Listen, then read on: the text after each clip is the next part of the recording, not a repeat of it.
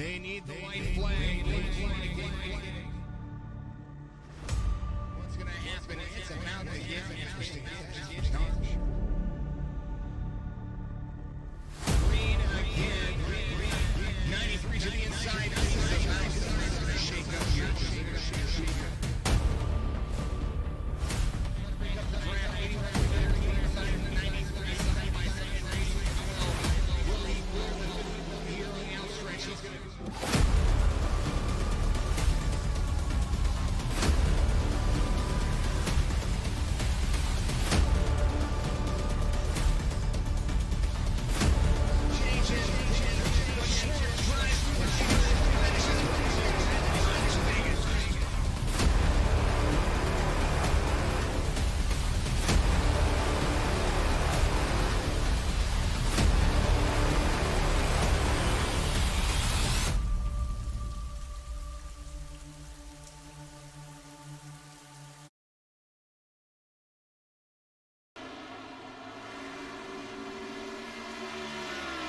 And of course, good afternoon, good evening, good morning. Jason over here at Signature Esports.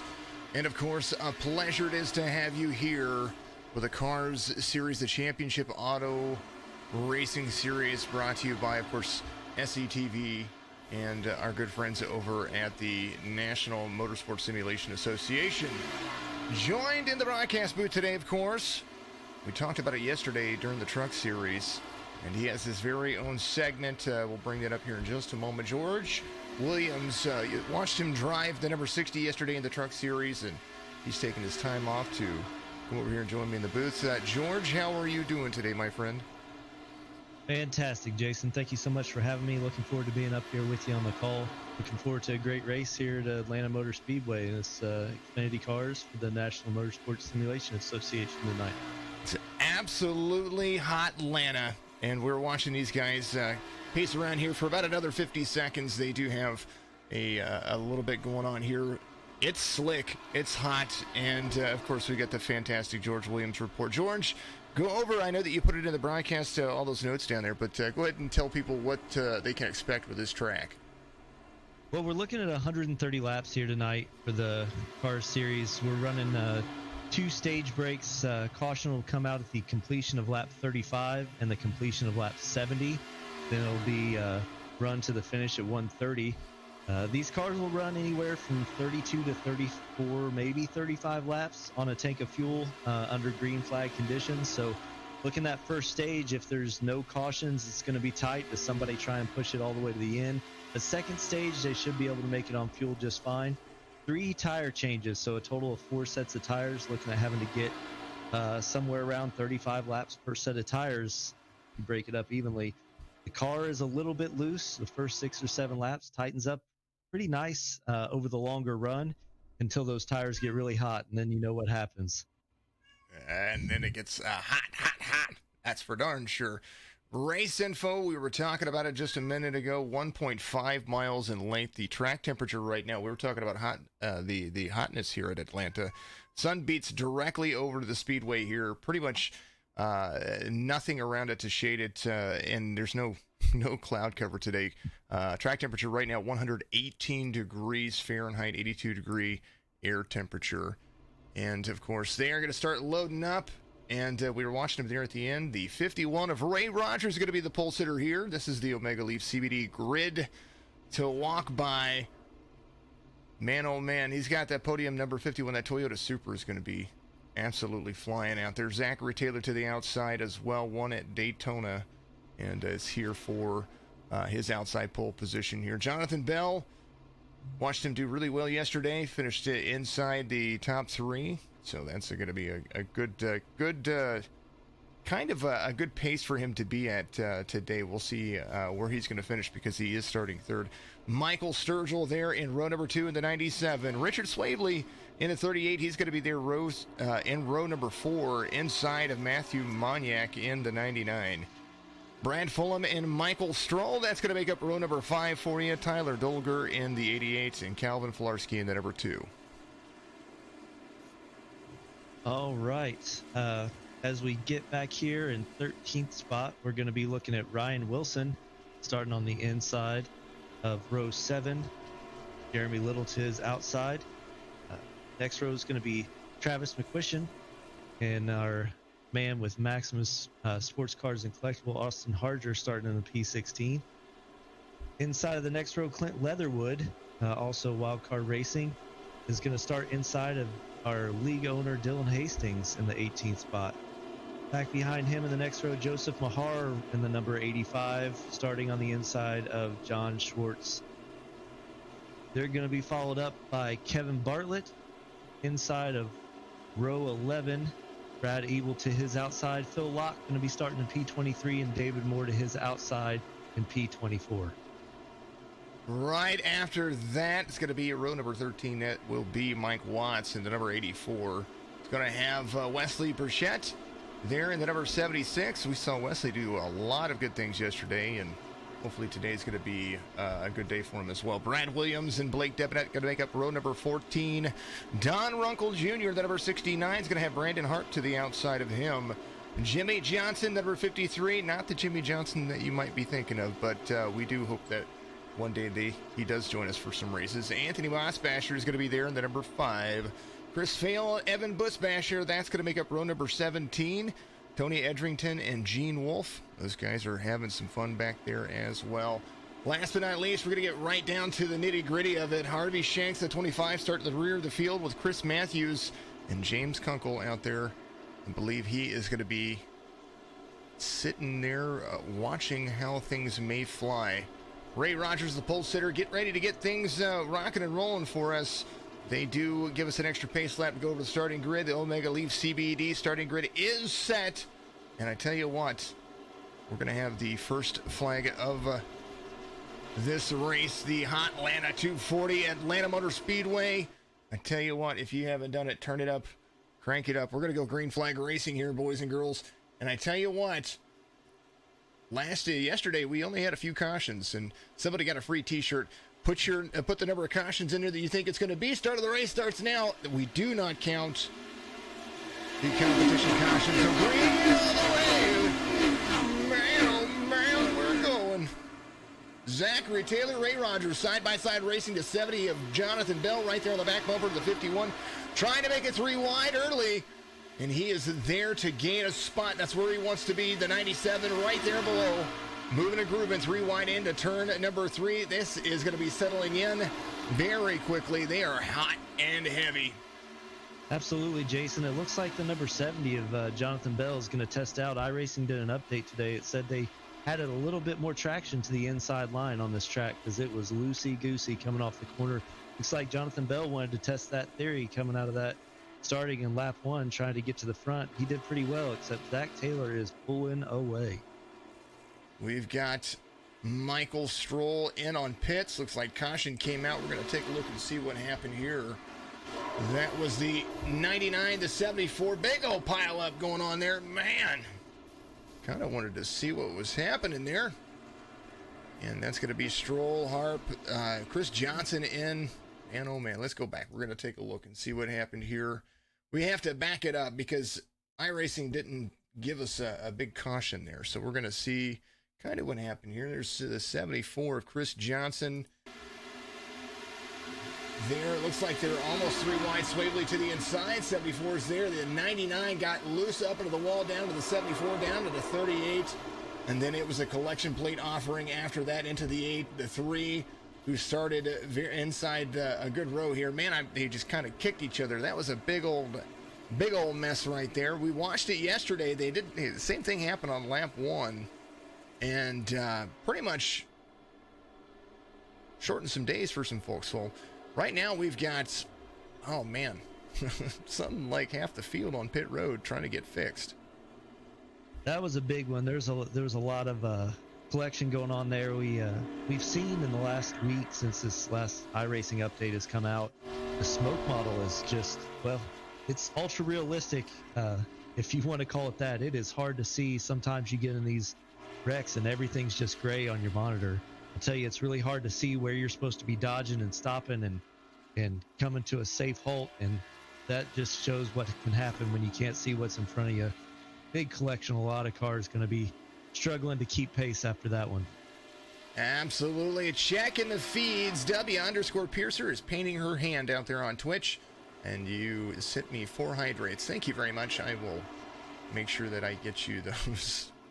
Oh, that's awesome. 5 cautions, says Sherry Harris. Well, we are up to 1 after just a lap or 2. So we're going to see how this is going to work for these drivers.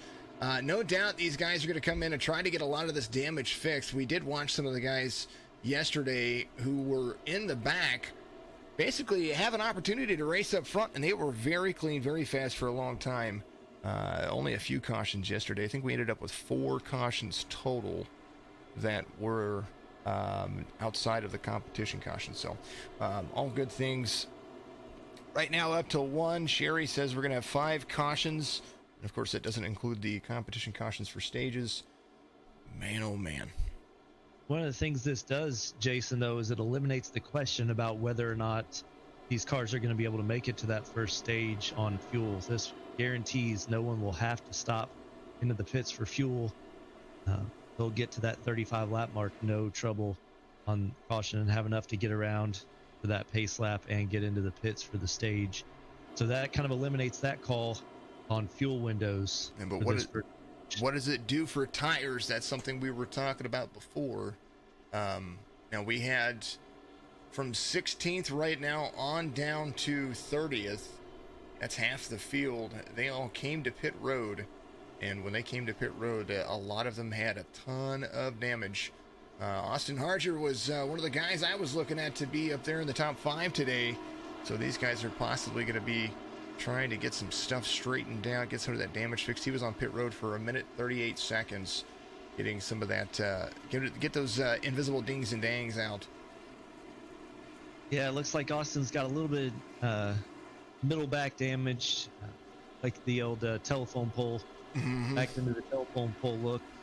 It's definitely something that you can't ever tell for sure from looks here on iRacing. That's one of those things that can cost you 2 miles an hour on the straightaway, or you can be down 10 miles an hour. Hard to tell until you're just out there under green and feel what it does. Well, they're getting ready to go back to it. Lights are off in the pace car. They're 2x2. Taylor, Bell, Rogers, Sturgill, Lee got to make up the top 5. The pace car is going to dip off on turn number 4. Did do the sounds of iRacing cameras. We've got those loaded in, so we'll get to that feature a little bit later after we get some green flag runs in here. Hotlanta is going to be very hot. The track temperature only going to increase as the afternoon skies are going to stay clear here. It may dip off closer to the end of the race, depending on how stretched out they're going to be. But we're going to go on the race leader here. When Taylor goes, you're going to see it's going to get interesting. Bell to the outside, Taylor to the inside. Taylor's going to clear and Bell's going to drop very low. He's going to utilize that low line like you were talking about. Mid to low line run. 70 getting a run. Trying to go to the inside of the 14. Having to check up just a little bit. 14 trying to protect coming onto the backstretch. Yeah, last night in the trucks for the NMSA, the top line was definitely faster before any track update was done. And these cars are probably faster in the long run in the middle line and maybe even the high line, but the high line's a lot harder to hold than it was in the trucks last night. So I expect to see a lot of middle line runs when we get to the long green flag runs, but on these fresh tires and with this new updated grip, it looks like the low line is going to be fairly solid. You can see Taylor kind of holding that low line up top right now. Well, Atlanta is a track that has been notoriously bumpy throughout its year. Second caution going to come out here as we're going to see where that one's going to tie up here. That looks like Brad Evil back here. Got Depinet there, Depinet down low. Brad Evil up into the wall. Not into Harger again. Man, he was down on power, and I don't think Austin's going to be talking to us tonight after the race. Poor guy. Definitely having string of luck, and it has not been the good kind. Not the good kind at all. Poor guy. Poor guy. I see. You know, he was very happy that he's like, today I feel good. I was talking to him earlier because we have card breaks coming on this week. And when I talked to him earlier this afternoon, he was like, all the music was right today whenever I was out driving, doing all his business. He was like, man, I've got this. And, you know, and I think if it would have ran green, he'd have had a heck of a drive. So now Brad comes off the wall there, collects into Harger. I think that was the only car that he got into too, and that's just unfortunate for Austin. I was looking forward to seeing that happen. So here's going to be an opportunity, though. These guys are going to be coming on pit road, getting a lot more of that damage fixed. Maybe skipping the tires. Hopefully they are skipping the tires. I would. Yeah, we haven't really run much green, so I can't imagine tires unless somebody felt like they burned them up, slid sideways, locked them up, put a flat spot on them. I'd think they're going to get out there and run on what they have tire-wise. But the interesting thing is, once you get up over about 2 cautions in this first stage, you really start thinking, okay, is this where I try and go ahead and double stint some tires and get that extra set for the end of the race? You know, when everybody else has used up theirs and we get a caution 10 laps to go, I've got one on the rack. Is when you have this many caution laps early on, sometimes that's the time you want to use those tires a little bit longer, because you've let them cool back down. Doesn't wear as much when they're cooled down from the caution lap. Well, our race winner last night did just that. He actually still he didn't know if another caution was going to come out. Jonathan Bell was talking about how his tires, he took them the caution before the last caution of the race last night, and then they ran 17 laps green after that to finish off the race. And Bell was caught within 10 laps, and then oh man, who won yesterday? Schwartz, wasn't it? Schwartz. Yeah, Schwartz. Jonathan Schwartz, who's in this race right here, driving the number 12. He was just fast. He had saved it. He went in on that the last caution, had a set of tires to use, and worked to his advantage. Joseph Mahar back on pit road. Zachary Taylor is your race leader, and it does look like Jonathan Bell and Sturgill and Rogers, those guys are going to be there in the 2 rows on the restart here as the lights go off on the pace car. It says Mahar is in the lead, but that doesn't make any sense at all. Yeah, I showed Joseph Mahar down here in 24th. He did get the wave around for the lucky dog that time, so that may be just taking some time to catch up. I'm not sure why that's calling it like that. They just dropped him down, so we're all cleaned up there. All good to go. David Harden says 6 cautions, so there it is. We're up to 2 within 10 laps, so hopefully they'll get it back to green flag racing here. First car off the lead lap's going to be Evan Bush-Basher. Edrington is going to be coming around. I think he is still on pit road at the moment, so we're going to see how that's going to work. Yeah, that first couple cautions, we dropped 10 cars off the lead lap out of our 38 cars, so it's really narrowed the field. There's 3 of them looks like may have a chance to get back here on the lead lap, only being a lap down, but it's going to be a tough road for those who are already down 3 or 4 laps with some damage. Mr. Harger, he's looking at that damage on the front of his vehicle, going, "I'm ready to go. I'm ready to go. I'm gonna be the snowplow. Let's go.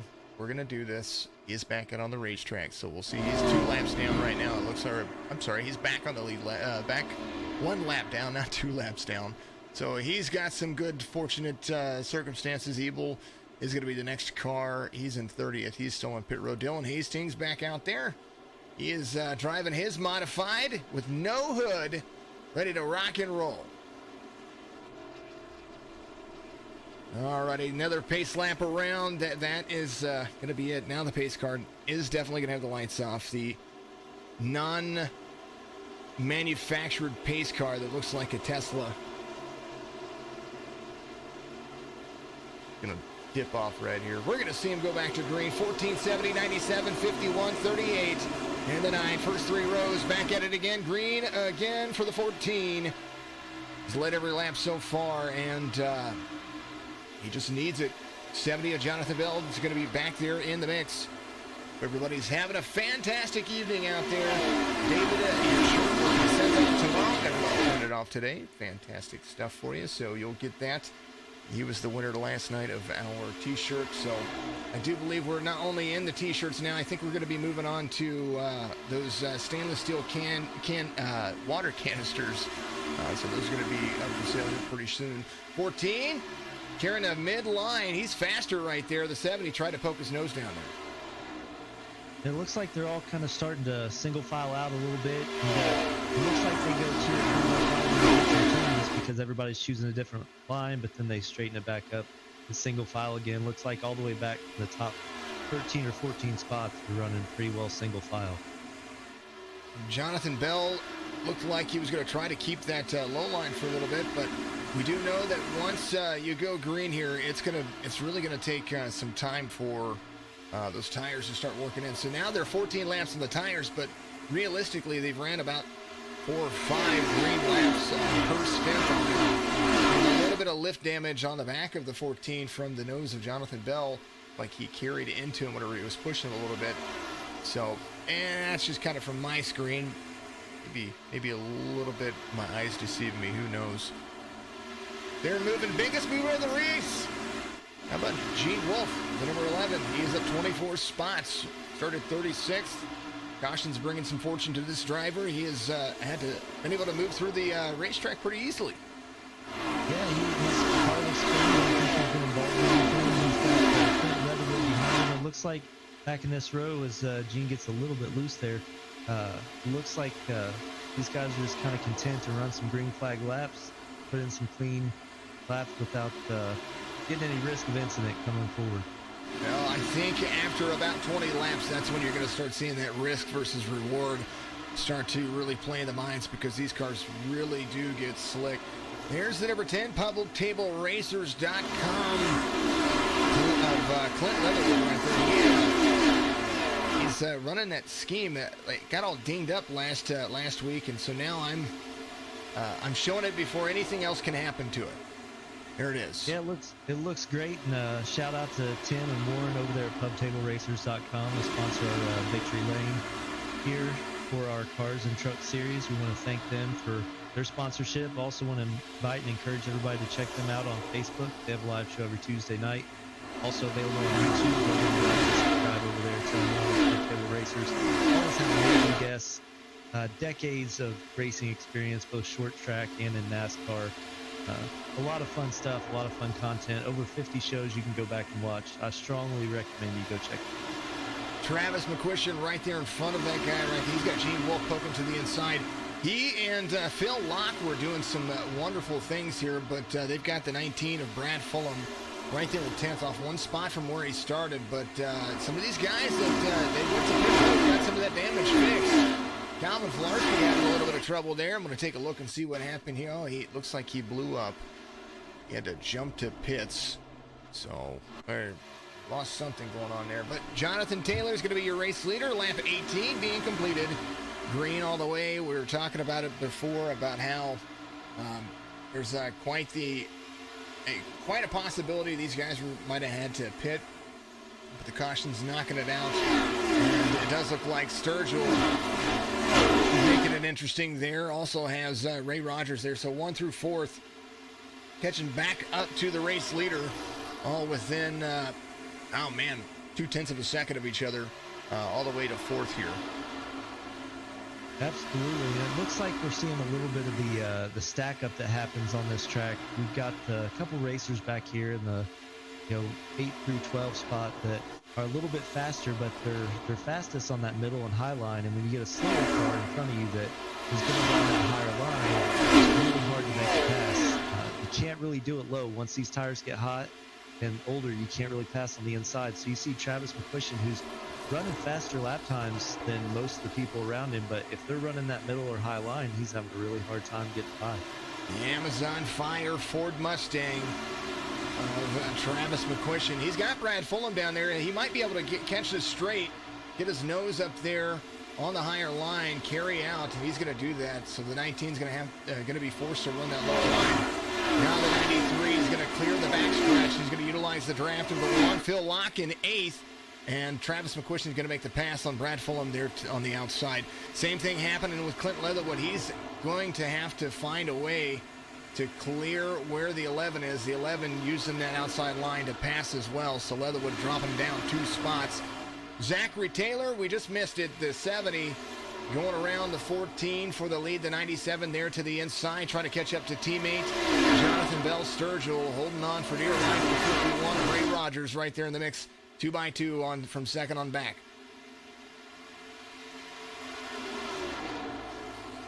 A lot of good racing in the first pack and the second pack as we're going here. There's a lot of action. 4 cars kind of running away with the race up front, but we've got another 4-car pack right behind them. They're all kind of battling for that 5 spot, and then we've got some cars just kind of riding back behind that. The 9, the 88 to the inside. There's Tyler Dolger in the 88 trying to make a pass on Bradley in the 9. That Toyota holding on for dear life. Ford Mustang, the Jack and Coke Ford Mustang, getting around the 9 of Bradley. The 1 trying to go to the inside as well. Some of these guys like it a little bit more loose, and so they're trying to make those passes on the inside, and that's what Jonathan Bell did, your new race leader. He made the pass to Taylor on the inside, and kind of just followed in suit, maybe backed off the throttle a little bit, ready to run with it. Taylor using that midline, just trying to be consistent. And right now, the 51 and the 97, they're together, almost collecting each other. Yeah, I think the high line's probably working quite a bit better in 1 and 2. It's really hard to exit 2 on that inside line with any kind of speed. You just can't carry it down the backstretch. It gets loose coming off the inside of 2. But 3 and 4, it seems like with this update, you're able to hold that exit of 4 a little bit better coming off that inside line. So if you're trying to pass somebody on the inside, it's looking like you're going to have a little bit more success doing that down low in 3 and 4 than you are in 1 and 2, just because the exit speed seems to be up a little bit higher. Well, as we follow along, you see Ray Rogers right here is there to the inside, staying about 2 or 3 feet off of that white line. If you're exiting 4 and you're right there next to that line, there's a big giant bump at the bottom to where pit road entrance is, and that right there, it becomes dangerous for any driver. 14 back to 3rd. Ray Rogers, your pole sitter, back up to 1st, or up to 2nd, right behind Jonathan Bell. Yeah, Zach Taylor's going to do a little peekaboo. Maybe looked like he was going to try a little crossover back underneath Rogers, but he decides he's going to stay right there and just ride, as he's also got Sturgill right to his back bumper as they come off the corner there and come back into the next one. It's all about stage points. Zachary Taylor, 7th. 7 playoff points right now as Taylor has a win here already in the Cars Xfinity Series. So he is already moving to the playoffs. So right now he is, I don't know, he may be just trying to figure some things out. Michael Sturgill there in 4th, 2nd in points. John Schwartz, Travis McQuistion, then Stroll, Chris Fail, Jonathan Bell needing some stage points right now to gain some rating as they continue to move forward. Triple L Motorsports, that is going to be your team standing, your team points leader with 86. Pelletier, McQuistion simulations, they're going to be in 2nd. Outlaw iRacing, then Georgia Peach Racing, Race Pass Motorsports, IJD Racing, Wolf, and then Wild Card's going to top it off. There's 8 teams involved in there. Man, oh man, they're moving. Quint Leatherwood holding a good spot. He's tracking down Gene Wolfe again. I think that inside line is working for him. I wanted to talk about Mike Watts as well. He's still up 11 spots. The 84. Watched him practice and very consistent. He's got a little bit of front end nose damage, but he's catching the 89. He's going to be right there to the inside. Maybe a little touch and go. I think Mike Watts ran the fastest lap in the warm-ups, and I believe I went back and looked at that lap. It looked like he ran the high side all the way around in that fast lap, but he's making the inside line work. He's got a little bit of damage from that first incident on that 84 car, but not a whole lot. It looks like he's going to make it work. Also notice Travis McQuistion is moving his way up all the way up the top into the top 10 and P8. He's just slowly working his way up as we go from here with about 5 laps left here in the stage. Lap 30, green flag conditions. Jonathan Bell out front, Ray Rogers to 2nd. Zachary Taylor falling off pace now as they have gone through the mix. The 97 is going to be there as well. The 14 doing a good job of keeping some folks at bay. Looks like somebody blew up one on pit road there. Matthew Mognac, it looks like. Mr. Mognac getting some stuff fixed. There's the 99. He was part of that very beginning. Now, I will tell you, folks, we have a tornado warning here locally where I am at. So if we do go down with power. That is the only way that we'll be able to, if something were to happen. I will make sure that we find the replay and recap the race for you somehow, some way. So keep that in mind. I am right here in the heart of Missouri, at the Lake of the Ozarks. We're getting pounded by storms right now. Well, we got a caution coming out. Not sure what brought that one out, but it looks like we had a caution come out here. The 55. Take a look. Oh, he ran over the 5 and then got into the 8. I don't know what happened there. Dylan Hastings involved in that as well. Let's go back. We're going to take a look. It was Brad Ebel in the 55. And I'm not sure kind of what happened. He was faster than... Looked like he was faster than the 5. So let's take a look from the cockpit view. Holland took us... Ooh, a little checkup. He ran over the back of the car. I've never seen that. That's crazy. Ran over the back tire. Well, I think he was missing his front clip. I don't know if we can see that with the replay on the rear chase, but I think he may have been missing his front clip. That may have been why that front tire was able to get up on that bumper. That is the most realistic part that I've seen. I have yet to see that actually happen, except for in the modified series. Right there, he doesn't have a front bumper. He did. It lifted him straight off the ground, and then, of course, that ends pretty much Dylan Hastings' day right there, blows his engine. And we're talking about that smoke, folks. There it is. They made that stuff as realistic as it gets. Yeah, I'm telling you, Jason, I've gone in and tweaked my graphics settings since that update, because when that smoke is up there, it's not like trying to see through it, squinting in real life when you're trying to look through smoke and kind of peer through it. It just turns your screen gray. There's not anything you can do. You can't wipe the screen off. You just kind of got to sit there in it, hope and pray, and hope nothing happens to you. Well, a lot of cars coming on pit road that time by. Joseph Mahar, one of those guys, is there as well. So Ray Rogers is going to be a race leader. He's going to top it off, and it does look like that'll force the competition caution. So that'll change some things here as they come around.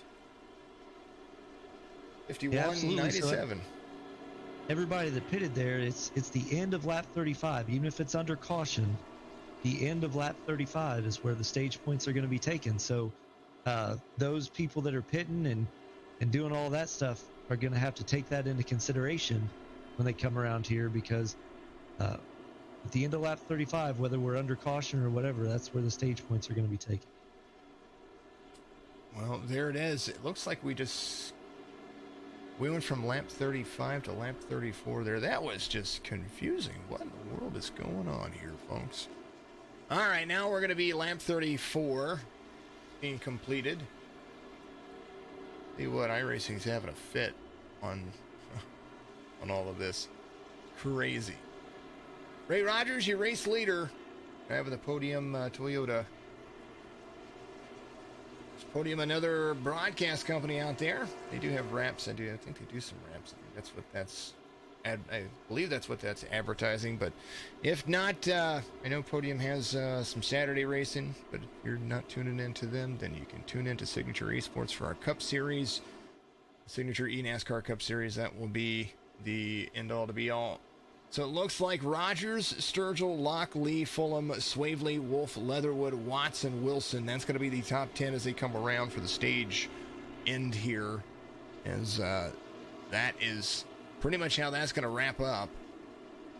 And this is a caution for incidents, so it still doesn't go away. Yeah, it still counts as the shirt competition is concerned. That's going to be a caution for incident, so that's part of the count. That's number 3 for us on that.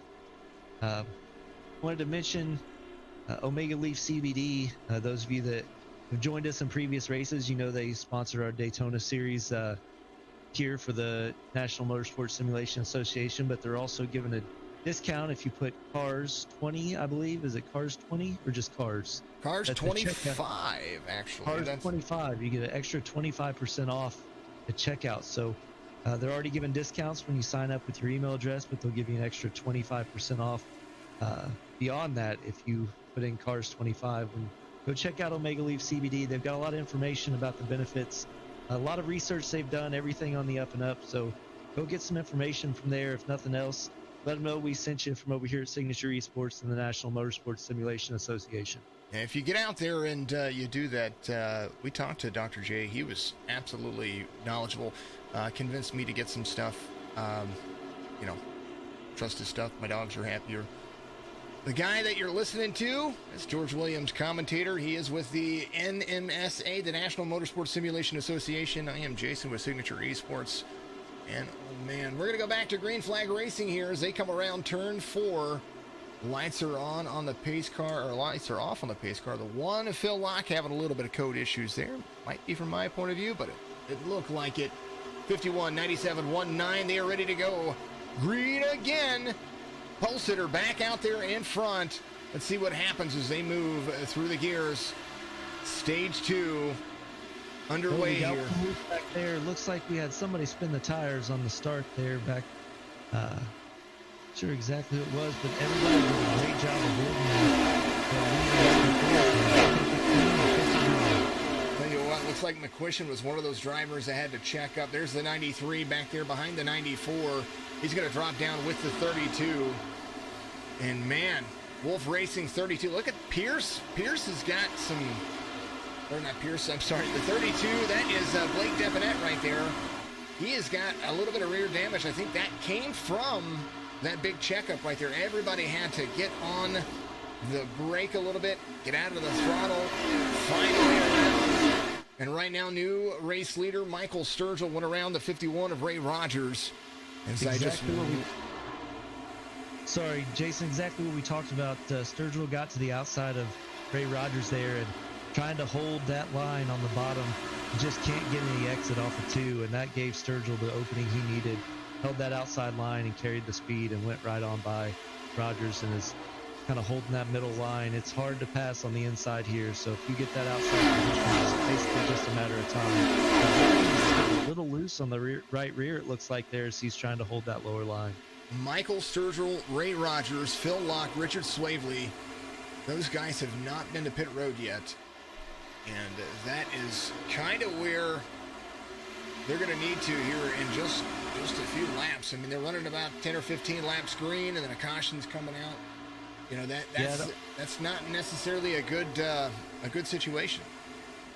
Yeah, our top 5 haven't been to pit road yet. Leatherwood and P5 has not been to pit road, and again, part of that was that stage points that we talked about. The end of lap 35 is where the stage points were, and that if you stayed out for those, that puts you past your pit window to be able to stop because it was going to be 1 to go after that. So stage points really playing a factor in this. If we stay green, then the people that stop during the stage will be fine to make it to this next stage, but all the people that did not stop, they have to make a green flag pit stop here. That's really going to affect their ability to challenge if we go to this next stage. Tyler Dolger, the first car on fresh tires, the 88. Took 4 tires and some Sunoco fuel. He's going around them like they are standing still. Low line run for the 88. And he's putting some space between he and the next driver, which is going to be Travis McQuistion, who is on the freshest of tires. He's in 4th right now. That's going to change some things. Some of these drivers on these older tires are going to find themselves losing very quickly, losing a lot of speed very quickly. Richard Swavely, Clint Leatherwood, Bradley, all on pit road right now to make their green flag pit stops. And Tyler Dolger is going to be your race leader.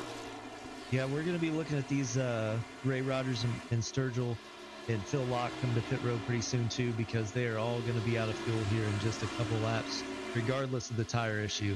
And there they are coming to pit road now. Here they are. There's a few drivers that did come in and they only got gas. One of those is going to be Jonathan Bell. He's in 7th place right now.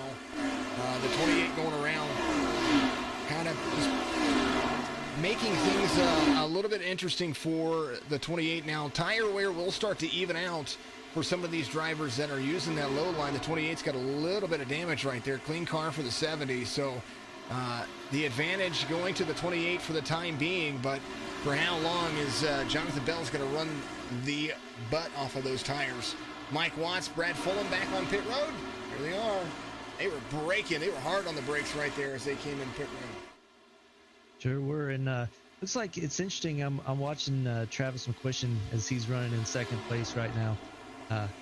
Just kind of seeing where his line's at, and nobody around him. He can run anywhere on the track he wants to, and he's definitely running the low line in 3 and 4 every time, no matter what.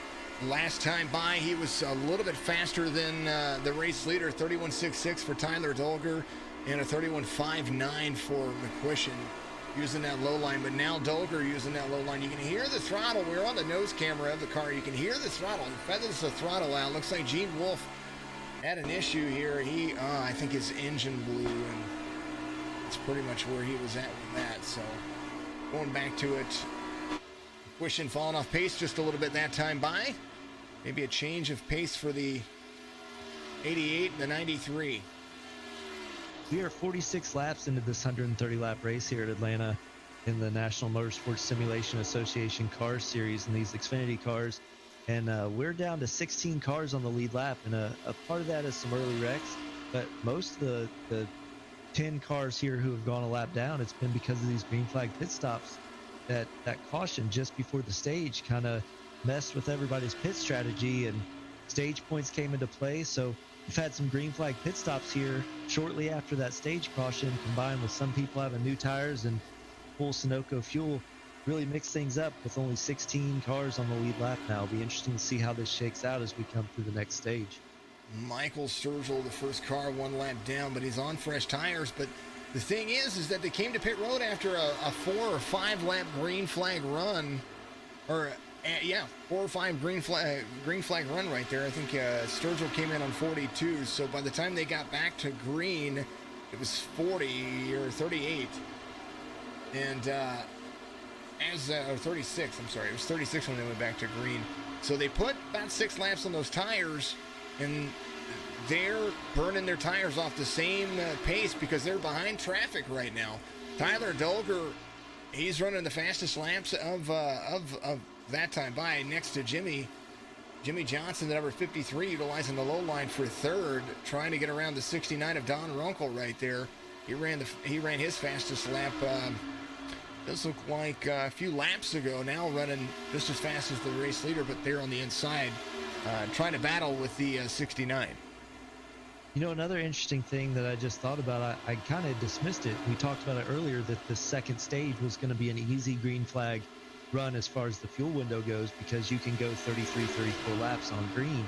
But as we just talked about, that caution came out just before the stage. So instead of starting this second stage green at lap 38, you just mentioned we started this green at lap 36, which is 2 more green flag laps, which may actually come into play if we stay green all the way to 70, whether or not these cars who did take fuel during that last stage will be able to make it around after the pace lap at the completion of lap 70. It'll be interesting to see if we have people running out of fuel trying to pace back to the pits, because that stage is a little longer. Tyler Dolger came to pit road on lap 33, had 3 more pace laps right there. He's 17 laps on those tires. Pit strategy for the top 10, the bottom right of your screen.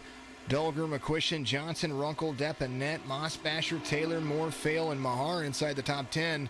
You're seeing those stints, kind of what's going on there. Joseph Mahar came to pit road twice on that last caution, and when he did, he came in for some damage, and then he came in, I believe he might have came back in for some tires after that. So Mahar, he's holding on to it.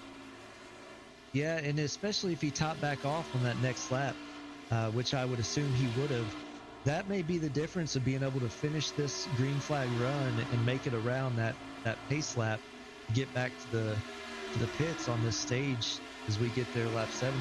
It's going to be interesting to see what happens. This shuffling cycle of cars that are a lap down and cars that are on the lead lap is not over by any stretch of the imagination, as we've come to the conclusion of lap 52 here coming up. Now, if they do make it all the way to pit road, that's just going to put a lot of cars.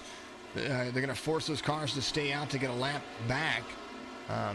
Maybe hoping for a caution later on. That's the thing about stage racing. Whenever you put your stages right there, pretty much at the end of a fuel tank, what do you do? when it comes to being that close. And we're talking 32 to 33 laps here. As the 38 looks like he's going to try to close the distance on the 85 right there. Jonathan Bell's in 11th.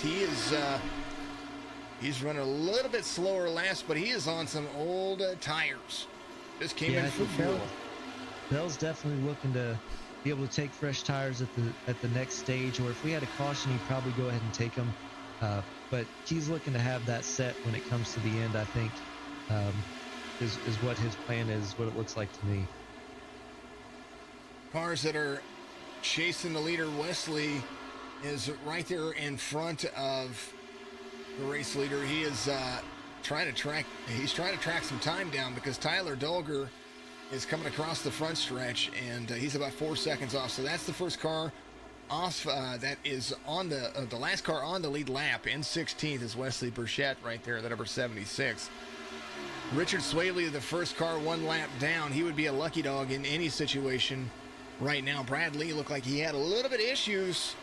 He went off track and came back on track. No caution for that. That happened just a few moments ago. Yeah, and it looks like we've got Clint Leatherwood and Ray Rogers both trying to make their way to Swavely. They definitely are wanting to have a chance at that. Caution's going to come out. Gene Wolfe involved. That's definitely going to shake things up here, Jason, as this caution comes out. It's going to give the opportunity for guys like, well, first of all, it's going to eliminate the fuel question for sure. There's no doubt people are going to be able to make it on fuel, but now people that may have stayed out on tires on the last stop may decide, hey, I'm losing too many spots. I'm going to go ahead and take it here. Definitely trying to see if it looked like Gene was off the racetrack there. I was trying to see what happened there because there should be no reason if he was off the racing surface that a caution would have come out. Wolf is down below pit road right there, and it's definitely down below pit road. He's way off the racing surface, and that brings out a caution. So, crazy. 57 of 130. Dolger's going to stay out. I don't blame him. Waiting for the pace car right now. He stopped on the track. He's like, hello, McFly.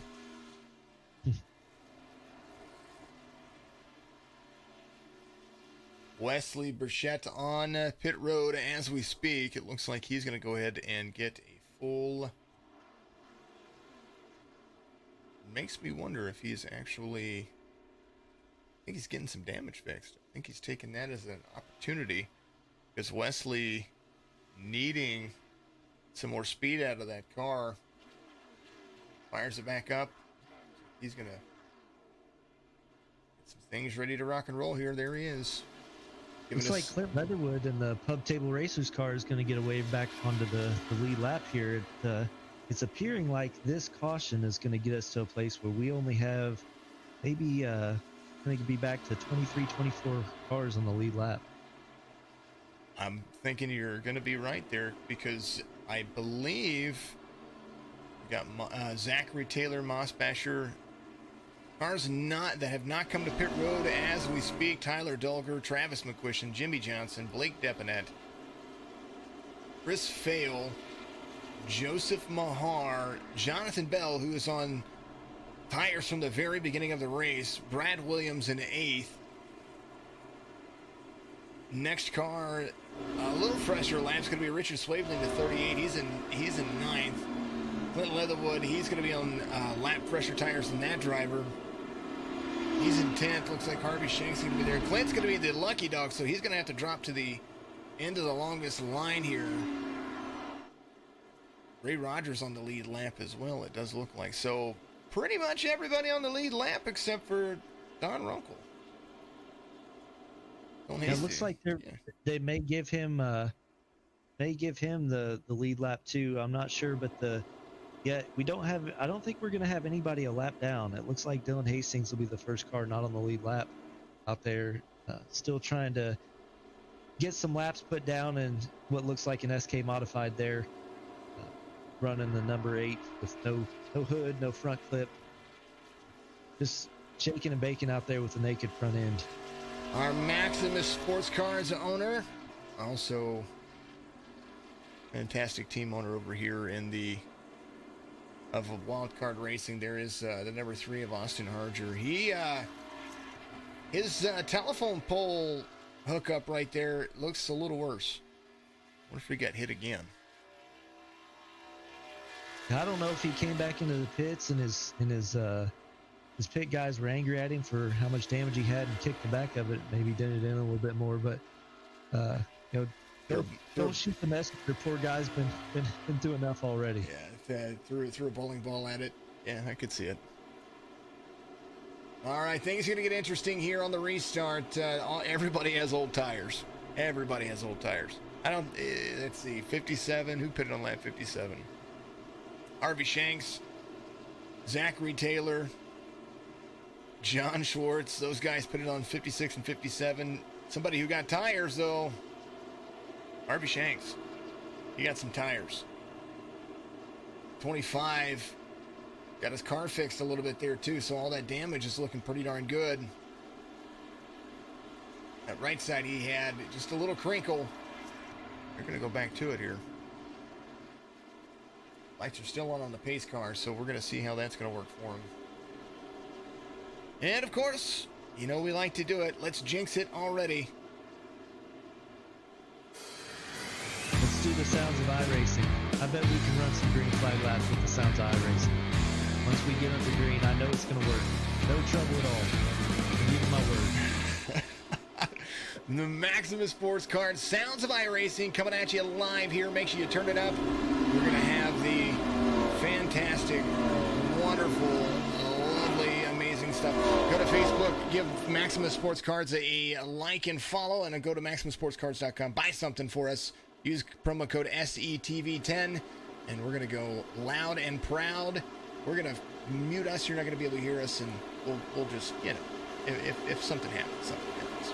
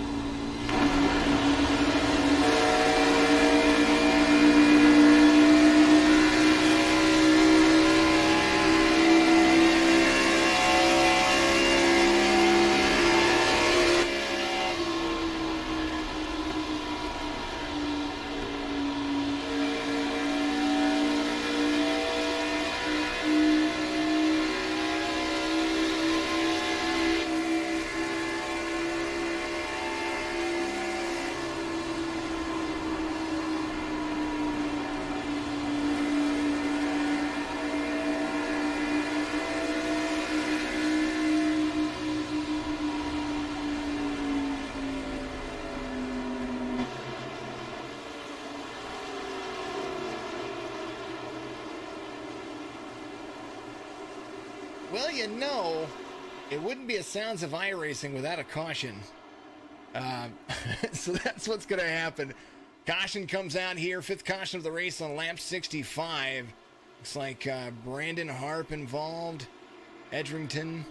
And to come to this was. Oh, man. It was a big one. Hold on.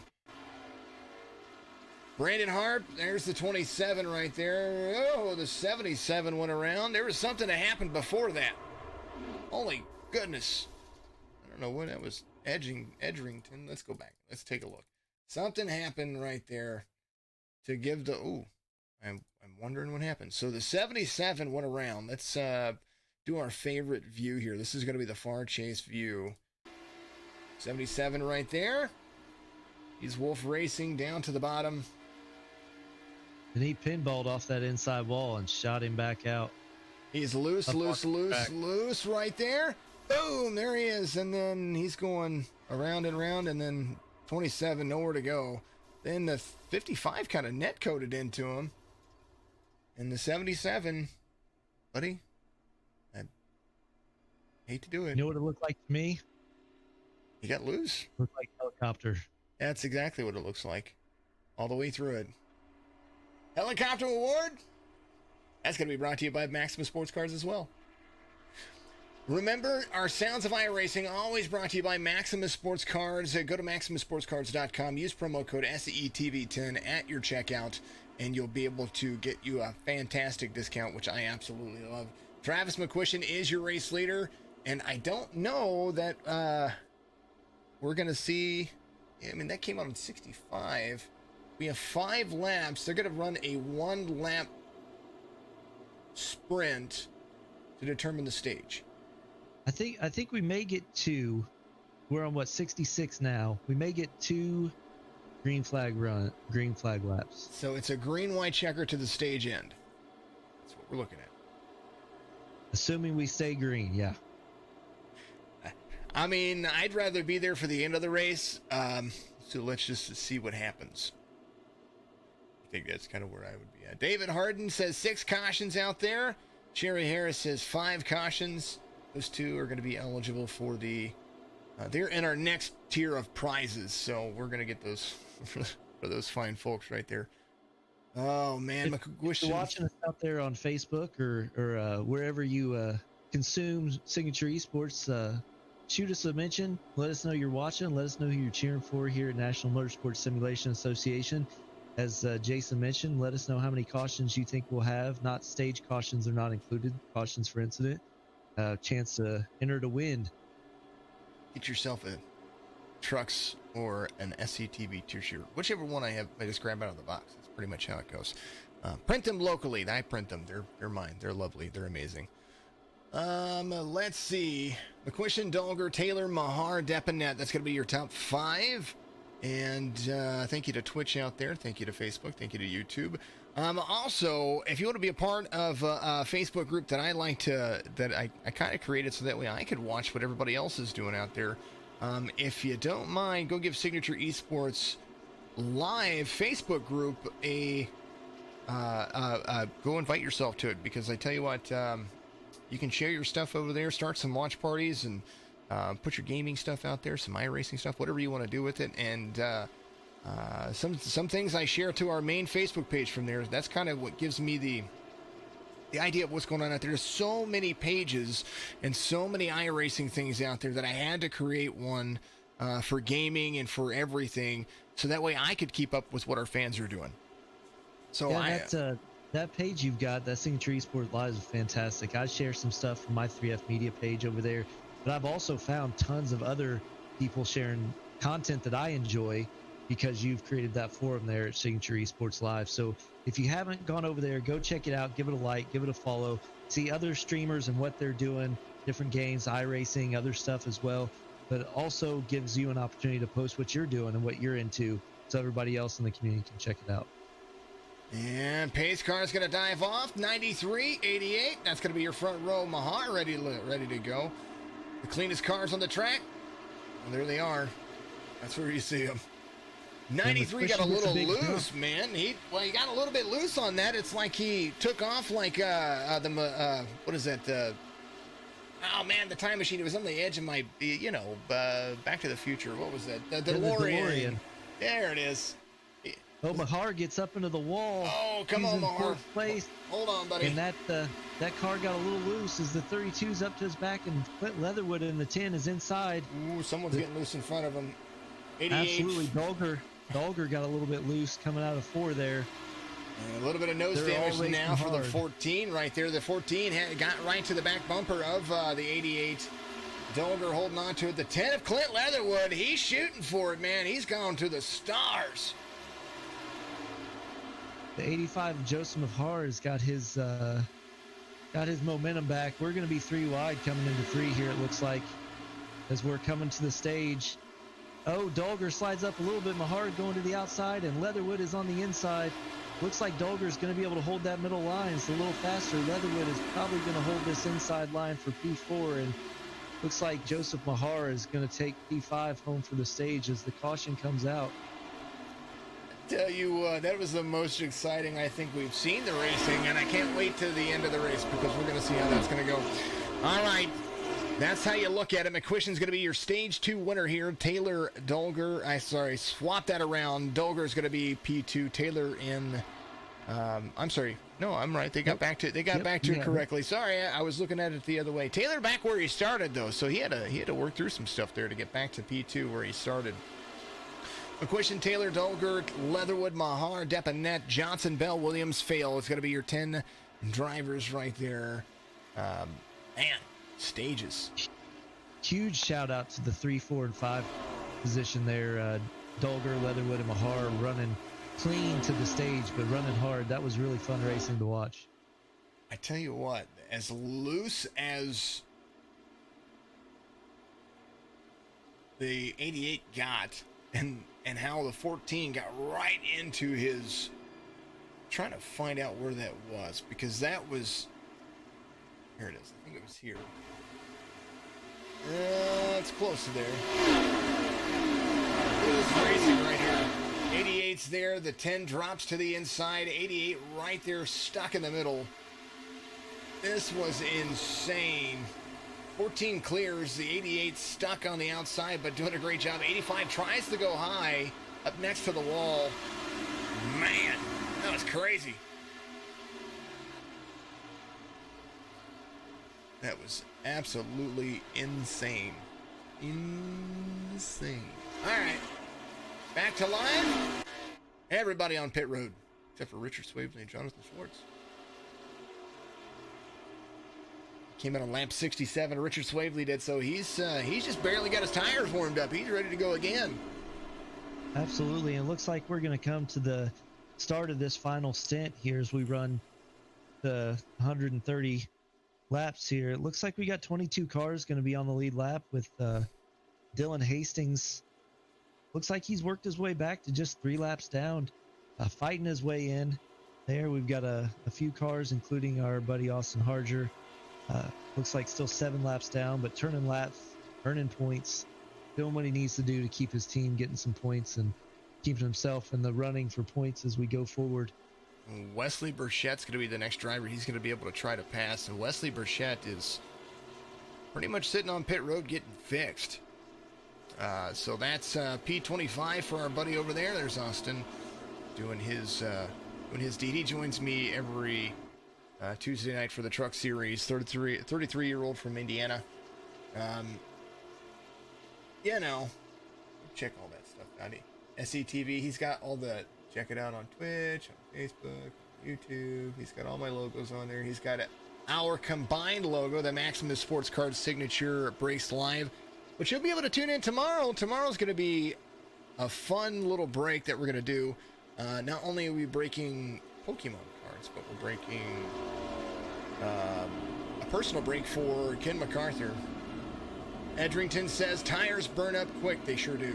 Yep. We're watching that just be the ultimate demise to what happens here. So 6 laps in, you're pretty much going to be half throttled around. So Harger's waiting for a wave around. That's going to give him another lap back. The 99 is there as well. He's going to get he's going to get lucky. Get lucky with a wave around, Matthew Moniak. And it looks like we've had some shakeup after that the trip to pit road there in the stage. Looks like Jonathan Bell has worked his way back up to sixth position, and he ran that entire stage, that entire first 70 laps without changing his tires. So we're going to see how fast he really is, because now he's got a new set of tires. Yeah, he basically can run as hard out as he wants to for 20 laps, assuming there's an opportunity to do it. Change his tires, run as hard as he wants to for 20 laps, change his tires. Fastest. There's not going to be a lot of people on the track able to do that. Well, fastest driver on the racetrack is going to be the 97. He has the fastest lap of the race at 31.32. Next fastest driver, Jonathan Bell. 31.35 for the driver. As they're coming around, here they go 2 by 2. And I tell you what, some days iRacing looks wonderful. Other days iRacing looks like junk. And today iRacing looks wonderful. Yeah, Hotlanta being good to us here. The Signature Esports and the National Motorsports Simulation Association Xfinity cars looking real sharp coming around here. The hot pavement of Atlanta. Shout out to everybody that's watching us. Let us know that you're watching. See Jeremy Little on here. I know he doesn't want to be commenting. He'd rather be out there running, but we appreciate that. Anybody else watching us, let us know you're watching. Let us know what you think, who you're cheering for, all that stuff that's going on out there. I'm George Williams, joining Jason Followell here in the booth. Thanks to his kindness for letting me be up here, and we are back to green flag racing. 38 is Swavely. Gets a good jump. There's going to be Taylor there right behind him. He and McQuistion, fastest drivers that we've seen. The 38's going to be running hard, though. Taylor came to pit road, got 4 fresh tires and some Sunoco fuel, so he's feeling good about his chances. He's going to make a pass there to the inside of the 38. Swavely high in line. 14's going to try to reassume those leading ways, and front stretch run, and he's going to make that pass. Yeah, it seems like fresh tires can hold it down low. We've seen as the race has gone on, after about 6 or 8 laps, passing low is not really an option. But that first 6 or 8 laps on tires, it looks like that's something that can be done. Leatherwood, Jonathan Bell, and Tyler Dolger, they're going to make up the next 3 cars. And Bell to the inside. The 10's going to be on that mid line. Jonathan Bell very fast here, and we've seen it, but don't count out Clint Leatherwood. He's got a strategy all his own. He likes these Xfinity cars. Turn 1 and turn 2. About to be busy. 88 there to the inside of the 7. It looks like Joe Mahar's kind of back here running in the 7th spot. There's a little bit of a gap back from the top 6 in the 7th spot with Ray Rogers breathing down his neck, trying to get that P7 from him from P8 there. Ray Rogers, your pole sitter, trying to work his way back up there. Mahar up 12 spots. Rogers there to the inside. Front stretch running into turn 1. Rogers trying to give himself a little bit more room right there. But the 85 of Mahar utilizing that exit. He's got exit speed. They're neck and neck. In 97 drafting with the 51 is going to give that extra aero boost to him, and they are continuing. Turn 3, turn 4 moving all the way back. It looks like Brad Williams, the 94. We were talking about him and Mike Watts earlier. 10 and 11th. They're still rocking and rolling. There's nothing wrong with the way they're driving. A little bit of nose damage still, but still running very clean race laps. There's been a lot of good racing, a lot of good clean racing, a lot of hard racing. It seems to come in bunches. They'll run some single file runs, and it seems like somebody kind of gets a groove, finds that line that's really working for them, and it seems to move up and down from the middle to the bottom of the track where that fast line is, and it definitely seems to be more down low in 3 and 4 and more up towards the middle, and 1 and 2 is what I'm seeing once these tires kind of come in after about 6 laps. Biggest mover of the race currently is going to be Chris Fail. He and Brad Williams are tied for 17 plus. We talked about Brad Williams now. Brad Williams being the biggest mover of the race. The 89 of Chris Fail doing a fantastic job running 16th, but definitely needs a little bit more help to get that car turned around. Maybe letting some drivers go by just to kind of feel it out. But right in front of him, he just passed him. Yesterday's winner, Jonathan Schwartz, the number 12, driving the GTR. But I think it's I'm talking about his button boxes yesterday. I keep trying to remember to look and make sure I've got it all in my knowledge. So many companies involved with iRacing that I just, it's hard to keep up, and unless they do something with me, it's kind of hard. Another driver to be looking out for in 14th, Ryan Wilson. He's going to be there to the outside of Brad Williams on to the front stretch, and that's where that midline and high line starting to work to his advantage. Brad Fulham can't get up to be able to clear that line. Once those marbles kind of stick to the bottom of the track, it's going to push it all up there, and that's where the drive-off's going to be completely different. Zachary Taylor still out front. McQuistion's there in second. Looks like Swavely's holding off Bell there a little bit. Interesting up front, too, Jason. 3 laps ago, Zachary Taylor built up an 0.8 of a second lead, and now it's been cut in half down to 0.4. McQuistion kind of closing in, or Taylor's decided he's going to conserve a little bit, or his tires being enough where he's coming off that bottom line. It looks like McQuistion's still kind of running that bottom line. I think Taylor learned something from early on whenever he was passed pretty easily by Jonathan Bell about midway through the first stage, and maybe he's just trying to pick up on that. Maybe he's trying to just kind of take it easy, go for the long green flag run here and make it work, because Richard Swavely came out on 67, so he's going to have to pit 5 laps prior to any of these other drivers. Absolutely. I'm with you there. Looks like that is going to be the situation. Into the wall there. That might be part of it, too.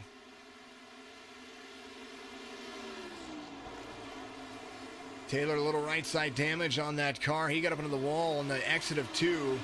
Jonathan Bell goes around him to the outside, or to the inside. So did McQuistion. So Travis McQuistion, your new race leader, being chased by the 70. 70 ran a 2/10 faster lap that last time by than Travis McQuistion, but Travis was avoiding a little bit of hiccup. Yeah, Ray Rogers is looking pretty good too back here in fifth spot. He's looking like he's got a lot of pace. Maybe coming around the 14 here in a couple laps as the 97 moves to the inside of Taylor, trying to put some pressure on Taylor, trying to get that P3 from him. Well, the more the 97 works there, the more the 51 has to hold up. And that you see that big bunch of cars. Oh, 14, 97. They collect each other a little bit there. A little bit of more nose damage for the 14, 51. Trying to clear the 97 to the bottom side. 2x2 here on the backstretch. 97, 51 Leatherwood. He's moving back inside the top 5. Maybe inside the top 4.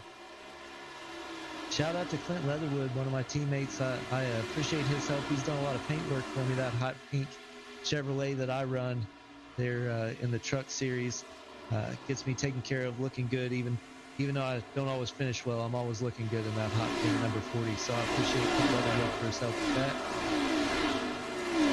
Leatherwood, Dolger going around. Taylor's just stuck against the wall. He can't catch a break. Oh, he wants to be lower, and kind of got forced 3 wide there. Battle for the lead, though. The 93 and the 70 front stretch. Jonathan Bell's caught up to the 93 of Travis McQuistion, and this might be a back-to-back week for Bell. Bell is always fast when he's out here. For sure. Never can count him out. There's times he's not been the fastest on the track, but it seems like when that happens, he's always got the best pit strategy. Planned it out, knows what he's doing. And it's not just a matter of luck and cautions falling his way. It's calculated. You can always tell he's putting himself in the best position he can to be able to be there up front when we come down to the final stage. A great drive off so far. 74 up high. IJD Racing. Teammate to the 70. 70 going on the high line. McQuistion utilizing the low line. 70's going to pass him unless he can make a good clear. I think that's going to be the line. There it is right there. The 70 cruising. 93 right there to the bottom. Yeah, new race leader. Straight lap. Absolutely. You cannot hold somebody off on the when you're on the inside. The outside line is going to pass every time after about 6 or 8 laps. See the difference there on the line, how the splitter of these cars squat really low, and you're not going to be able to hold on to it for that much longer. We're going to come around. Lap 91 is going to be completed, and man, oh man, they've had a whole lot of fun up to this point. Let's run through your top 20. Up 17 spots. There he is, Harvey Shanks, the 25. We talked about how he was out there earlier. 24-year-old from Atlanta, Ohio. He's going to be rolling and grooving, trying to catch David Moore. Harvey Shanks' first car 1 lap down as well. There is David Moore, the 32-year-old from Lemoyne, driving that Toyota. Blake Deponette, 20-year-old. It says he's 20. Doesn't look 20. He looks like he's 15. New Regal. He's up 10 spots, running 18th. And Ryan Wilson, the 20, driving the Maximus Stinger Mobile. He is running in 17th. Jimmy Johnson is going to be right there in front of him in 16th. Up 15 spots. Jimmy Johnson having a great day today. Mr. Fulham, he's driving that WestJet Super to the front. He's still pretty clean, even though he's been around a lot of the mess. He's still pretty clean, and he's off 6 spots though. He started 9th and he's running 15th. In 14th is going to be the number 11 of Mike Watts. I told you to keep looking out for him. He's doing phenomenal. The 89 of Chris Fail, he's up 20 spots, biggest mover of the race. He's in 13th right now. Zachary Taylor having a big fortunate bad luck. All that right side damage is not doing him any good. The North Tazewell 16-year-old. Man, oh man, he's just hurting it.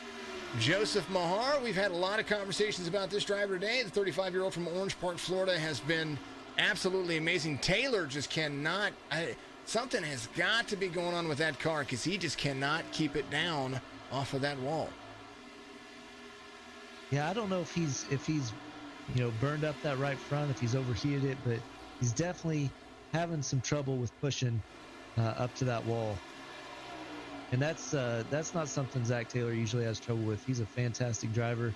Already won a race earlier this year and is always up towards the top. So there's got to be something going on with that equipment for him to be having trouble keeping it off the wall.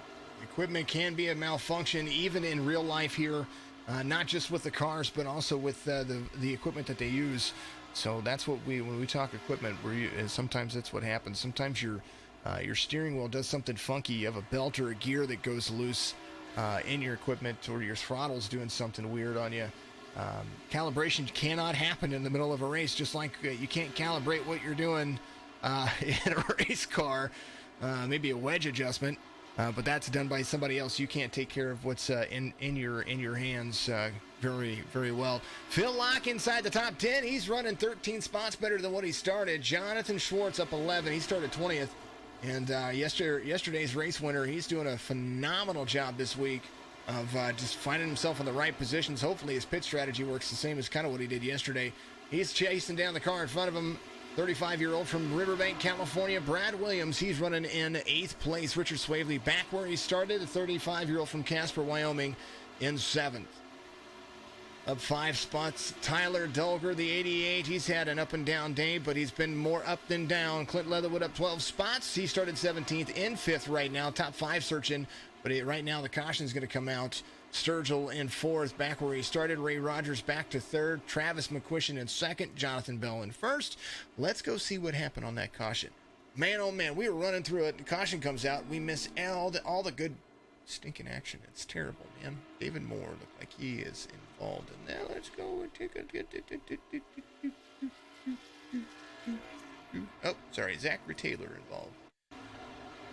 This was another... Oh, he was back up under the wall, and he got more loose that time. And then a lot of people, it just barely tapped the bumper of Jimmy Johnson. And who was that? Moss Basher right there, the 89. Oh, man, the 89 having such a good day right there. That was the 89 of Chris Fail. And it probably would have stayed green, but the 89 kind of went backwards all the way up into the track there after... a whole lot of... It looked interesting. But everybody's coming to pit road. Bell's taking 4 fresh tires, and we know he's probably still got one on the rack after this. But what's interesting is with 32 to go, we're going to run a few under caution. This is going to be the last mandatory pit stop for these drivers because they're going to be able to make it on fuel. At this point, even if we end up with one green white checker at the end, they're still going to be okay on fuel. So short of another caution and somebody still having a set of tires, this may be the last pit stop we see. Driver that has not come to pit road just yet. David Moore leading a lap around here. 32-year-old from Lemoyne. He is absolutely one of the biggest movers of the race right now. Jimmy Johnson, we were just talking about him.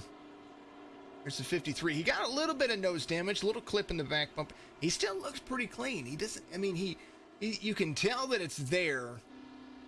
There it is. He might be coming to pit road this time by to, you know, have a good position, but you know, Springfield, Massachusetts, Jimmy Johnson right there, 38-year-old. He is, let's see what he does here. No doubt he's probably going to get some tires.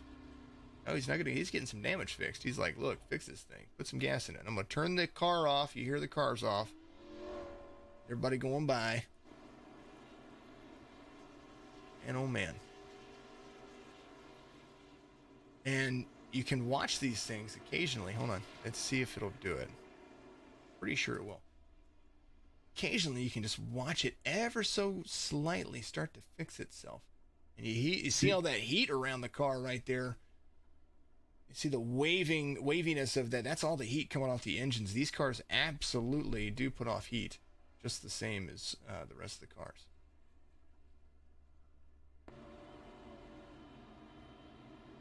New race leader. Back at it again. It's going to be interesting to see as we get back going here. Travis McQuistion has been running that inside line, especially in 1 and 2, and McQuistion has just consistently said, no, I'm faster down low. That's where I'm going to go. He's making it work. He's in P2.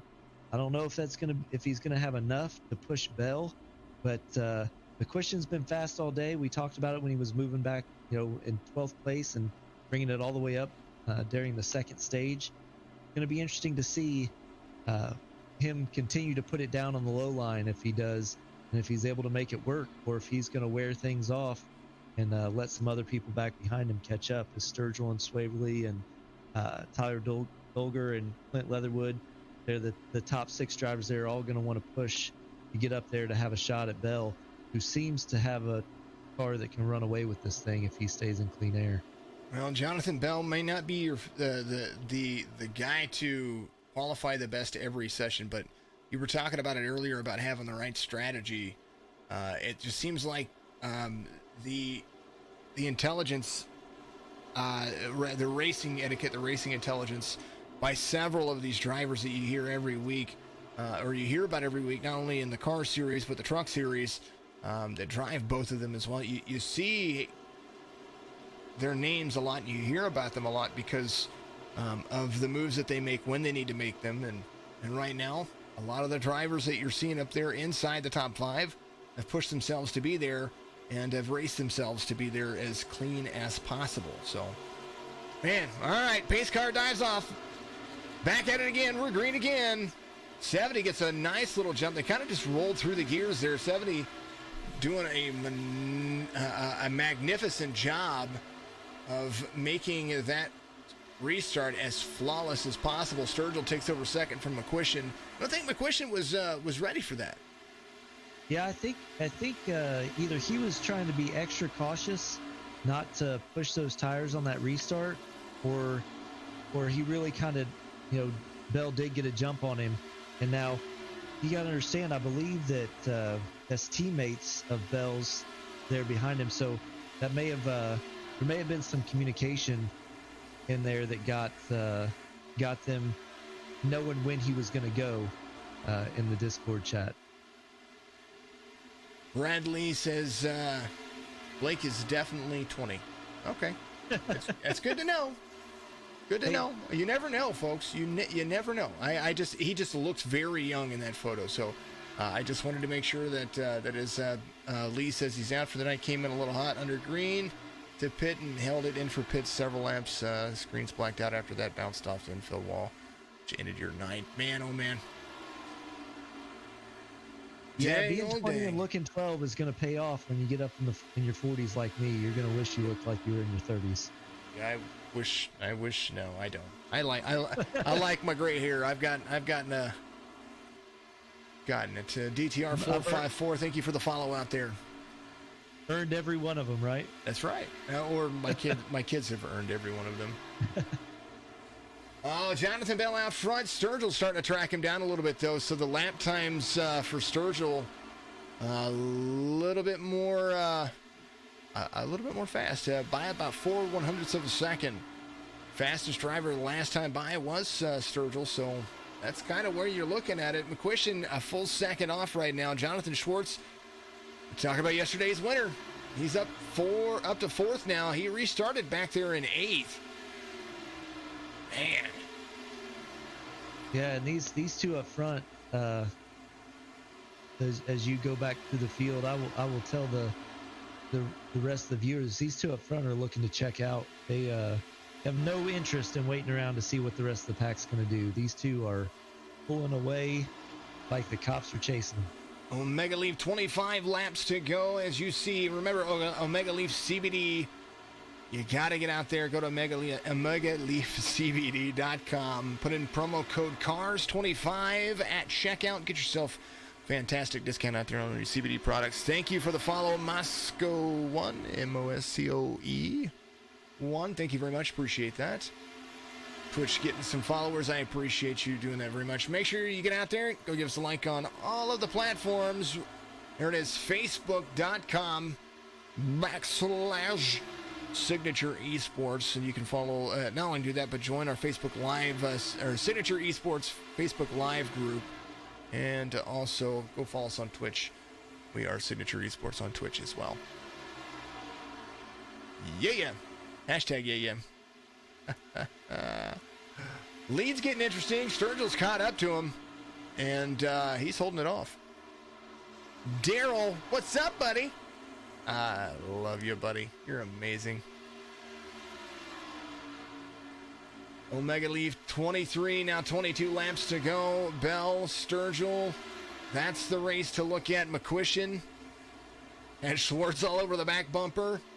Now McQuistion has changed his line. I don't know if you've noticed here. He's running that more forward mid line, and now the 12 of Schwartz has kind of found his way into the mix there.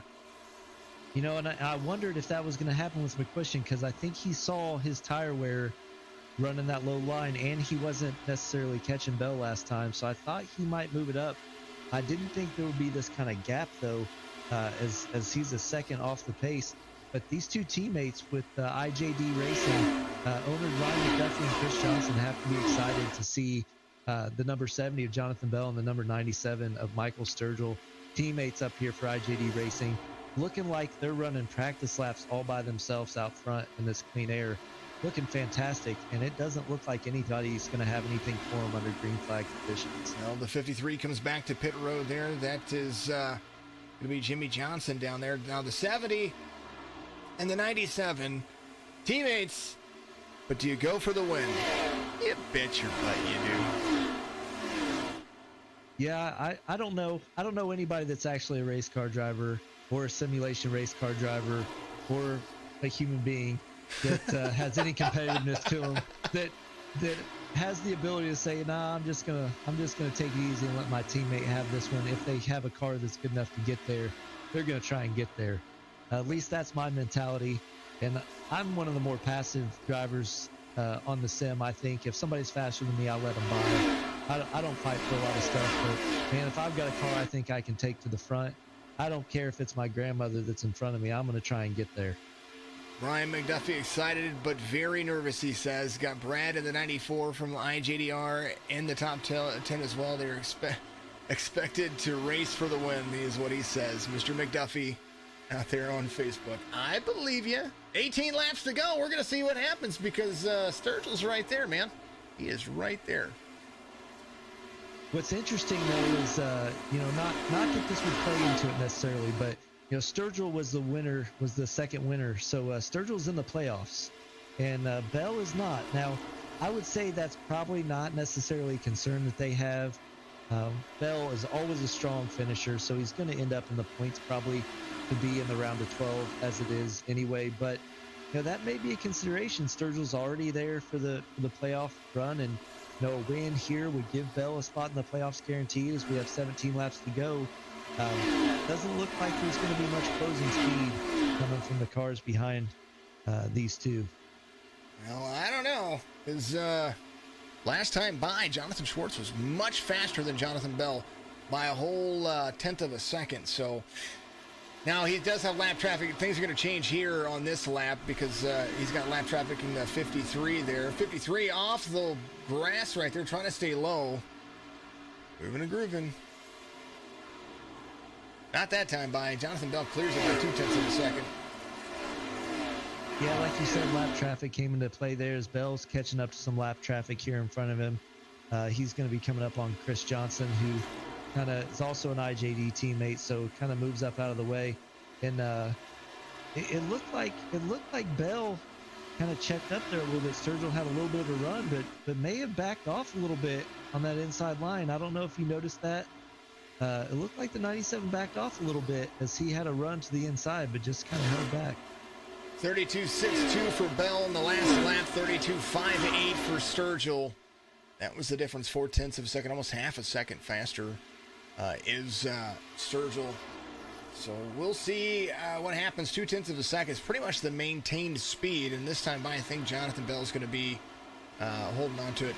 Fastest driver of the race, that guy, the 97, ran a 31.15, and Jonathan Bell 31.19. Every time I say that, Bell always then puts down like a really fast lap, and and then I'm like, okay, well now Jonathan Bell has that lap. Oh, nope, this guy beat him. It's his teammate. Shout out to Dylan Hastings and the owner of the National Motorsport Simulation Association League, because he's got some incredible drivers that have come to this league and have stayed in this league, and some great drivers who have recruited their friends who are also great drivers to come be a part of a league that is so competitive, is run so professionally, and it's a simulation of the NASCAR setup with the Truck Series and the Cars Series here in the Xfinity cars, and eventually what'll be the Cup Series as well. It's an exciting league to race in, and Dylan Hastings has done a great job making sure the drama is next to nothing, and that the racing is competitive and clean. It's a great opportunity to get out here and race with these guys who are incredibly talented, but also great people who are willing to help each other out. It's been a lot of fun to race with these guys, and it's always fun to watch them race. And to put it into terms, he's got a modified dump truck out there, and Dylan Hastings still driving out there right now, so not giving up, still out there racing for points. He's several laps down, but he's out there to compete. And Bell, 12 laps to go, has extended his lead by just a little bit, about a quarter of a second, and now the 97's just going to have to kind of keep pace. Travis McQuistion trying to close the distance a little bit there. Not going to do it. Fastest lap that time by Jonathan Schwartz, as I think he has adjusted his line, 11 laps to go. Has the side of the race leaders right there. That's always kind of the frustrating part. What do you do? But next fastest driver is going to be Richard Swavely. Yeah, and it looks like we've got somebody on Facebook here that may not want Bell to hold on for this win, even though it's his teammate. Looks like we got Mike Sturgill cheering for Michael Sturgill.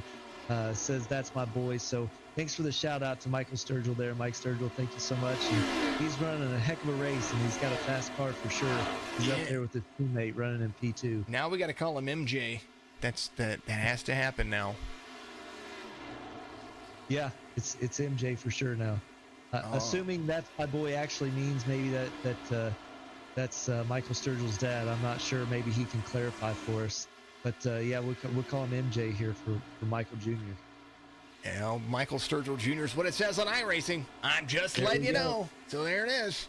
Jonathan Bell out front, leading teammate around. Travis McQuistion in third. Schwartz, Swavely in fifth. Leatherwood having a top 10 night of his life He's got that clean pub table racers car. I know he wants to get up there to third. He wants a podium. Virtual in the wall. Uh-oh. A little bit. Don't do it, Sturge. Don't do it. Back up. I was, it's partially my fault. I was getting ready to say, we're 25 laps into these tires, and it's been green here for quite a long run, and you notice Bell's not sliding around on exit really at all, which I'll tell you, 25 green flag laps, these tires are hot and slimy, and impressive that not only is he not sliding around on corner exit, but he's not dropping any pace to the people behind him that are pushing. I tell you what, you can watch the steering wheel to let you know that right now he is sliding all over the place. Watch the steering wheel. Right here, folks. Right there in there. He is into the steering wheel, off the gas. He is loose and driving around the corner. Look at him. He's correcting himself back into the corner. His offset a little bit. You see that orange tape right there? That's called an offset line. And on that offset, he is letting the car work itself and using the throttle to keep him corrected. Look at that. He's turning back into the corner. Man. But it's like a duck on the pond. They're seeing inside the cockpit. You can see exactly how much work he's doing to make it look that easy. But when you get back out of the car and you see him from a little bit of a distance, boy, it just looks smooth and steady like the duck on top of the water. I tell you what, that's more talent than I want. I'm not a fan of the Xfinity cars, only because of not because of the drivability. I'm a big fan of the trucks because of how their center of gravity is. If I want a truck to be loose, I make it loose. The Xfinity cars, to me, they're just loose. 5 laps to go here at the Atlanta 240, and that is MJ's dad. So now MJ is going to be that's what he's going to be known as. He's practicing his drifting. Well, I tell you what, when he came off the wall, his lap was faster. So, he might be practicing some dirt track runs there. Occasionally they do a little wall ride, bounce himself off the wall, shove him down the track a little hard. That kind of happens. I don't recommend it. Austin Harger right there in front of the race leader. Trying to look and see what we've got going on in the top 10 here. If we've got anybody really battling, it looks like maybe Clint Leatherwood and Richard Swavely might be the closest battle for position. Clint Leatherwood's looking to get that top 5 finish. Swavely's holding him off by a tenth or so, maybe a little bit more. But everybody kind of spread out as we come here to the completion of this 130 lap race in Atlanta. Well, Leatherwood has a good line, and his relative position has been pretty consistent with Swavely. Swavely pulling away a little bit there. You always wonder if you click on their car, if that affects, what they do here. Who do we want to win? Let's click on Swavely. Does Leatherwood catch up? That's not how it works, folks. Yeah, it does not work that way, but it's definitely been an interesting battle. The last few laps, it seems like Leatherwood has closed in a few times on him, and then Swavely kind of gets a little distance after that happens, puts a little bit of gap back in it. Now 2 laps to go. Leatherwood needs to send it if he's going to do it. If he's going to do it now, he's got a better exit. It looks like Swavely went down low right there. But as we speak, Jonathan Bell into turn 3. Coming around turn 4. Mr. Bell doing a great job of driving the IJD Racing number 70. White flag waves here at Atlanta. 4 more corners for a good race. Lord knows he doesn't need a blown tire right now. And who had 6 cautions? Because I think I don't think we removed 2 here, right? Because just 1, I think, was what we removed 1 because. So does that mean we had 6 cautions then? I believe that's what it says. So we may have ourselves a winner here. Just like Jonathan Bell, it looks like we may have a winner of the contest. Turn 4, front stretch. There he is. Jonathan Bell wins it here. And man, oh man, that was a great drive off. You were talking about it, about how he was making his exit. And I noticed that very last lap. It was the same lap as what we were talking about 3-4 laps prior to that. Very good drive off right there. Congratulations to Jonathan Bell. fantastic night for the IJD Motorsports team. I know Ryan McDuffie's ecstatic about this finish. They've had a great night. They've had a great season so far. A lot of great drivers on that team. I know they put the time in. I'm in practice sessions, see them in practice sessions through the week. I know they're putting time in, strategy in, and it shows. It's definitely paid off for them this week. Schwartz giving a little love tap right there in fourth. And right there, I think we might have a tandem burnout here. There's the 70, gonna burn it down for you. Good little runoff for the driver. Let's go through your race results real quick before we take it to victory lane here. Jonathan Bell, your race winner. Michael Sturgill Jr., MJ, is going to be in P number 2, the number 97. Travis McQuistion finishes in third. Jonathan Schwartz, Richard Swavely in fifth. Leatherwood, Williams, Fulham, Dulger, and Rogers. Ray Rogers, your pole sitter, finishes inside the top 10. Locke, Shanks, Deponette, Wilson, Bushbasher, Mahar, they all finish there in 16th. Moss Basher finishes in 18th.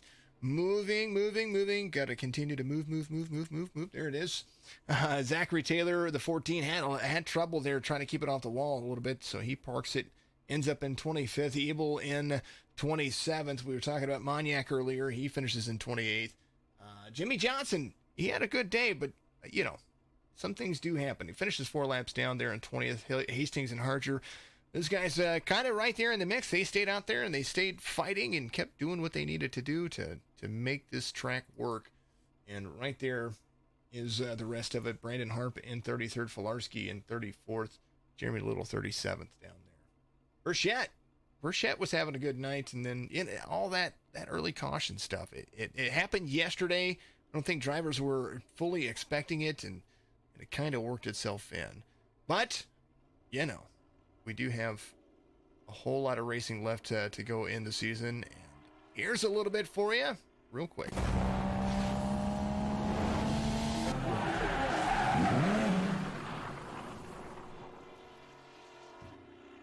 Congratulations to the winner from Pub Table Racers. My name is Warren Brissell. I've been in NASCAR for 20 plus years. Sitting next to me is... My name's Tim Pack, but I'm involved in the short track industry and NASCAR for about 30 years. And we have a Facebook Live show every Tuesday night at 8 p.m. We're also on YouTube, Twitter. We have a website, pubtableracers.com, and we invite you to come check all that out. Apple Podcasts also. Yep, we have all that too. And Warren, what's it like to be involved with this league? We're very proud to be involved with this league. Congratulations again. And congratulations to the winner as you pull into Pub Table Racers Victory Lane. Cheers. Ian and Warren congratulating the race winner, and there he is doing the Dutch lap around Hotlanta. The 240 finished here. Jonathan Bell, buddy, you win again. I haven't been your curse, and it's awesome to see you get back out there and win again. Tell me about the race yesterday. The pit strategy brought you home and inside the top 3, but here tonight, it seemed like you could hold on to it. We were watching you just wheel that thing around. Yeah, I learned a lot from last night to save a set for late in the race. So, same thing. If we had a caution with 15:10 to go, we had a set in the bank when a lot of people didn't. So we felt pretty comfortable coming out with the win, or at least top 3. Sturgill, my teammate, was pretty fast too. So, we got second. So did Brad, another teammate, got 7th. So great performance all around for the guys. So either way, after that caution came out 98, we took a set. And everyone else did, and they had no sets left. We were just sitting pretty much for the last 30 laps. I figured you had a set left in there. I would have banked that you had 2 sets left. So, I mean, you ran away with it. You and Sturgill had a great race, a good drive, early cautions, but smart racing. We saw the stage be beneficial there to you. You ran the first 2 stages without any tires. Without a tire change, and that seemed to be kind of what I figured that you needed to do in there after talking to you yesterday. Next week, we're going to be having some fun. You are. I don't know about us. You know what you need to do? You need to play the carousel theme music tomorrow, the entire stream. That's what you need to do. Okay. Next week, I will. That's what we'll play Martinsville next week in these cars. Yes. What do you think? We know it's the trucks stick a little better. The cup cars are easier on the brakes. These things are rear end heavy, and they slide around the track. What do you think about next week with Martinsville? yeah, the front. If you set that brake bias too high, which you usually do for track, especially Martinsville, but the thing about the Xfinity car, you lock up the fronts a lot easier if you have it too forward. So it's really, and you don't want to do that because then you get no rotation in the center of the corner if your fronts are just torched. So yeah, you really have to find that sweet spot with the brake bias so you can not loop it on braking on entry, but also not lock up. So it's gonna be a battle with that. And then after that, really, once you get out the front, you can just kind of just play roadblock for the entire race. I mean, you can stay out on old tires, so it's just going to be really just who can have the lead late in the race, really. I can see that happening. Mr. George, anything for Mr. Bell here? Hey, Jonathan, George Williams here, man. Great race. Congratulations to you and your entire team. I know Ryan said that he was a little bit nervous getting late in the race where you all were dominating. Only something unforeseen could have stopped you. We talked about the last 15 laps. It was clear nobody had anything for you. I wonder if all those early cautions dictated that you were going to double stint that the first run on tires, or if you had planned that all along, or if the early cautions led you to that decision. We kind of had planned it from the beginning. That I usually do that, but yesterday I took it. The truck was so loose yesterday. I figured no one was going to stay out for 7 laps. A couple people did, and that's what ended up biting us yesterday. But yeah, we came in and said we're not. It doesn't matter what happened. The stage points don't matter. Where you finish on the last lap matters. So we just said we're taking this tire all the way to lap 70. That way, when it gets to lap 115, after we pit again, and there's a caution, we have another set to run through the field if we need to. But we also said once it got to 125 and there wasn't a caution, we weren't going to pit because we wouldn't have enough time to go through the field. So absolutely too many cars left on the lead lap. Well, congratulations. You did amazing. Your entire team did great. We know you all put a lot of time in through the week and prepare for these races, and it really shows. Congratulations to you and all the guys. Yeah, thank you. Thanks to Ryan, our team owner, and I'm glad that Sergio can come on second. Me and him were just kind of fun each other with that last 2 laps, kind of messing with him trying to get clean air and me trying to block the dirty, just giving dirty air. So, and good job from Brad getting 7th. All right, my man. Give your shout outs to the rest of, I know you got IJD Racing out there, but I know you got other people that you like to mention, so go for it, my man. Yeah, Tune Times are sponsoring the trucks, but Sturgill's driving that truck. Thanks to them for just riding with us for both series. Thanks to you. I know it's always a pleasure talking to you, Jason, as we get the chance to. Almost feels like every week sometimes, but we can do it more often, hopefully coming in the future. So.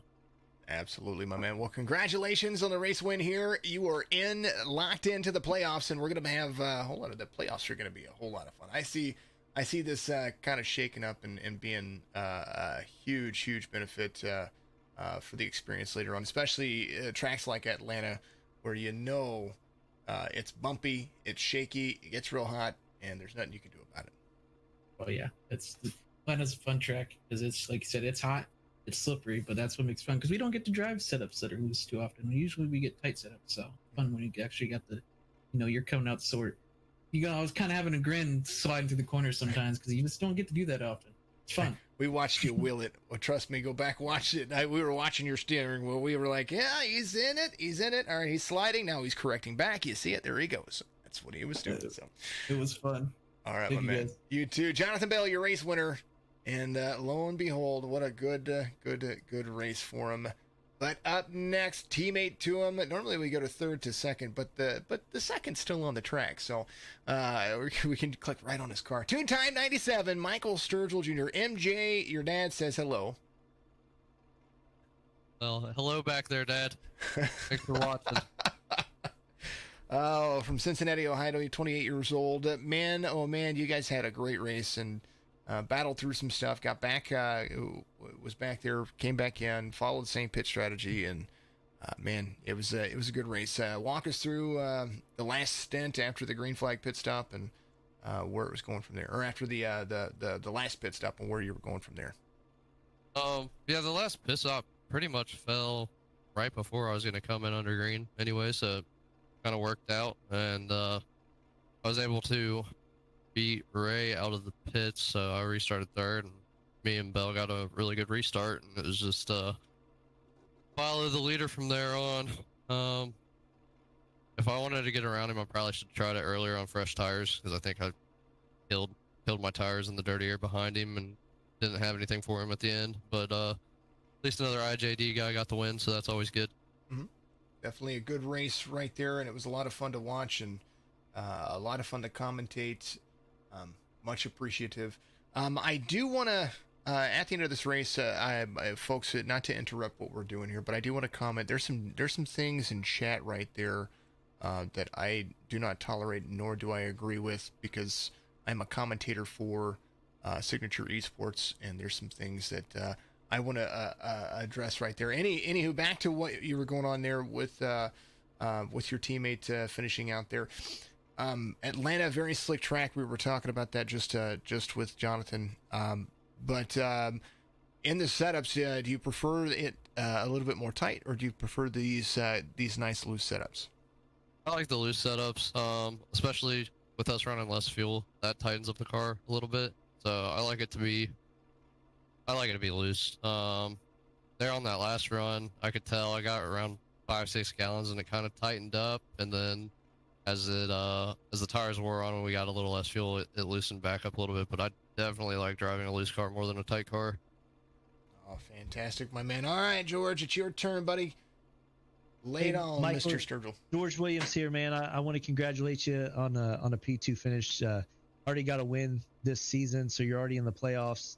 Your teammates in the playoffs with you now for sure. I know you all expected to do that when you started the season anyway, but I just wanted to ask you a little bit as you came to that first tire decision. Was your plan the whole way, kind of the whole team's plan, to double stint those tires the first time just to make sure you had a set in the bag if it came to that the last 10, 12 laps? Yeah, that was definitely the plan. That's what we did. Oh Lord, what race was that?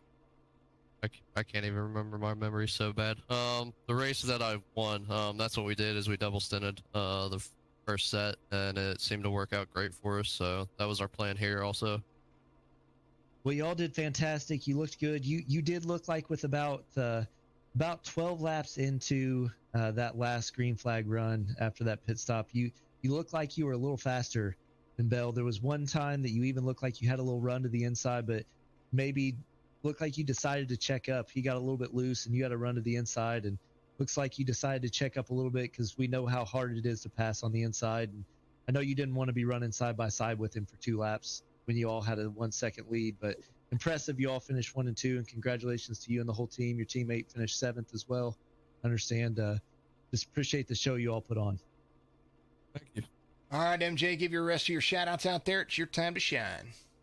Yeah, I got to shout out you guys for putting the broadcast on. Shout out everyone at the league that puts this on, all the other drivers. Shout out to IJD, all my teammates, and my team owner, Ryan. And big shout out to Toon Time Customs, my sponsor. Congratulations, man. All right, I'm sure we'll be talking to you again this season. Locked into the playoffs. This helps your team championship points. It's going to give you a big boost right there. That definitely is something that you guys have needed. You were 6th in points coming into the week, and so definitely a good drive off for all of you. Yeah, definitely. Hopefully we'll be talking again soon. All right, Mike. Congratulations to him right there. That's going to be your P2 finisher. Mr. Sturgill having a whole lot of fun. And last but not least, one of the drivers we were watching all stinking day move up and down the track like it was standing still, driving that Amazon Fire 93. My man, Travis, how are you doing, man? I'm doing all right. Happy with being able to come home in third. Yeah. Third place is nothing to sneeze at here, especially when it comes to points and point standings. How was the race? I mean, we watched a couple of cautions there that didn't probably were due to just getting used to the track. But as the track started to progress and everybody started driving around each other, how was the feel when it came to getting that long stint? Once you got 15 laps in those tires, what was the experience like? Kind of describe it to those who are out there still listening. It felt honestly pretty decent, at least for me. I back up the corner entry pretty good. You probably see that just the way that I drive. and allowed the car to rotate pretty well in the middle and off. But after you get about 15, 20 laps, it starts losing a lot of pace, starts slowing down, and like you mentioned with the yellows, I mean, there were some yellows that our strategy kind of got thrown out the window when a yellow was thrown and people were put back on the lead lap, but which was unfortunate because we had it planned out that we were going to trap everyone a lap down, and that was our strategy, and we were definitely trying to do that. I feel bad for Tyler because it really screwed up his whole thing, but watching Tyler really helped with figuring out the line and everything, because I was struggling in 1 and 2. I couldn't get that going. But with Tyler's help and being able to watch him, he had a great run, and I'm proud of what he was able to do. And but yeah, the race was good. I mean, wish that we could have pulled away with a victory or something. But the way the beginning of the year has gone, I will take a third. Hey, Travis. Go ahead. Sorry, Travis. This is George Williams in the booth tonight with Jason. You ran a great race. I noticed you were one of the few cars that after you got past that 6 or 8 lap, the initial fresh tire run, you were one of the few cars that were still kind of taking it down low, especially even in 1 and 2. Is that what you're talking about? Like later in the race, you saw Tyler's line and it looked like you kind of started to move up on that last run, but you hadn't really been doing that before. Yeah, so in the middle of the race, Tyler was way faster than me, my teammate Tyler Dogart, and I was asking, where is he running? He's like, I'm running the bottom. His tire wear was pretty similar to what mine was, so I ran down there, and I was pretty consistent in staying down there, and the car was fine down there, but then I started seeing, not that the guys were pulling away in front of me, but people were catching me, so that's when I started shifting up and start trying to block air, and I found a little bit of something there. I was catching the 97 there with about 5 laps to go, but with lap traffic, it tightened up so bad when I got behind someone. Well, you had an amazing race, Travis, and it was a fun race to watch. I saw you back early in the race, moving up from about 13th place back up to 7th there before the stages, and I told Jason right then, I said, the 93 is fast. He's moving. He's getting to the front. He's going to be there at the end. I appreciate it. I'm not a great qualifier. I'm not a good hot lapper, and I do appreciate that. I just try and knock out consistent laps and see where it takes us at the end, and hopefully towards the front. But I mean, sometimes like Homestead, that doesn't really work out that way. Oh, for sure. It was still a great run. P3 for you, my man. Give the rest of your shout-outs out there. We're going to let you tie up the rest of our night for us. I appreciate it. I want to thank my teammates for sitting through the race with me and sharing my frustration. I mean, that's what they're there for. And just especially Tyler. I mean, he was extremely helpful. I mean, he's raced a while, and he's not usually the fastest guy, but he was definitely to me tonight was the class of PMS. And the only reason why I was able to really be where I was because of the 88 car. So I really appreciate that. And I feel bad for Chris. He was watching broadcast the whole time, but he had computer issues. He kept trying to log in and it kept booting him, so I feel bad for him for that. And then Calvin, he was eye in the sky for us. He blew up early with some damage there he got in the first accident, so it was nice having him there. So just want to thank them for sitting through this and thank everybody who's watched it. And I'll take P3 and thank you guys for broadcasting. Absolutely. Chris is doing a great job too. I did see that, but Travis, you did a great job, man. Travis McQuistion is going to be the man in P3 today, and what a great race he had. And a great race for the most part. We saw the early caution take out a bunch of cars there. Thank you to Pub Table Racers. Go to pubtableracers.com. Check out all their information and stuff like that. I want to hit on a subject real quick before folks drop off from the views here. I do not run this league. I am a broadcaster for this league. George is broadcasting. He is also a driver in this league. My chats are not meant to bash the league. If you have a problem with the league, or if you're a driver in the league and you have a problem with the league, take it up with the league. That is, my chats are not meant for those things, and I will go back and I will delete those because I think that is absolutely, it makes you look unprofessional. And it makes me look unprofessional too in the regards that that's just negative consequences and something that I have no control over, and my chats aren't meant for that. My broadcasts are where that's for. So Please take it up with the leagues if you have a problem with it. If something happened on there, that's between you and them. You can post it on their Facebook page. Don't post it on mine. So I do appreciate everybody who does stick through and watch what we do over here, because Signature Esports is the place to be, broadcasting 3 platforms all the time, every single week, 7 days a week. So keep that in mind, and I do appreciate everybody that does get out here and hires us to do this, which is what I get paid to do. The drama I have nothing to do with it. So that I have absolutely zero influence on anything that happens in the leagues. So keep that in mind. I'm unbiased. I don't care who wins. I don't care who loses. I just care about the broadcast and what happens, to make it look as professional as I can. But that being said, George, thank you for joining me tonight. I look forward to seeing you next week, and I know you're going to be driving the Truck Series next week as well. Atlanta's fast. Next week, you're just going to slow it down and go around Martinsville. Yeah, the cars are here at Martinsville next week. I believe the trucks are going to be on a different track next week, so we'll have the trucks a little bit different spot. We're going to be running Richmond in the trucks next week, 225 laps around Richmond. Are you sure? Because it says Martinsville in the trucks. The schedule got posted into. I'm seeing 2 different schedules here. Yeah, trucks are going to be. Yeah, trucks are at. I'm wrong, folks. It's not. It's the schedule that I'm seeing is posted 2 different spots for me. So many apologies about that. Yes, Richmond in the Truck Series. We'll have Richmond 170 next week.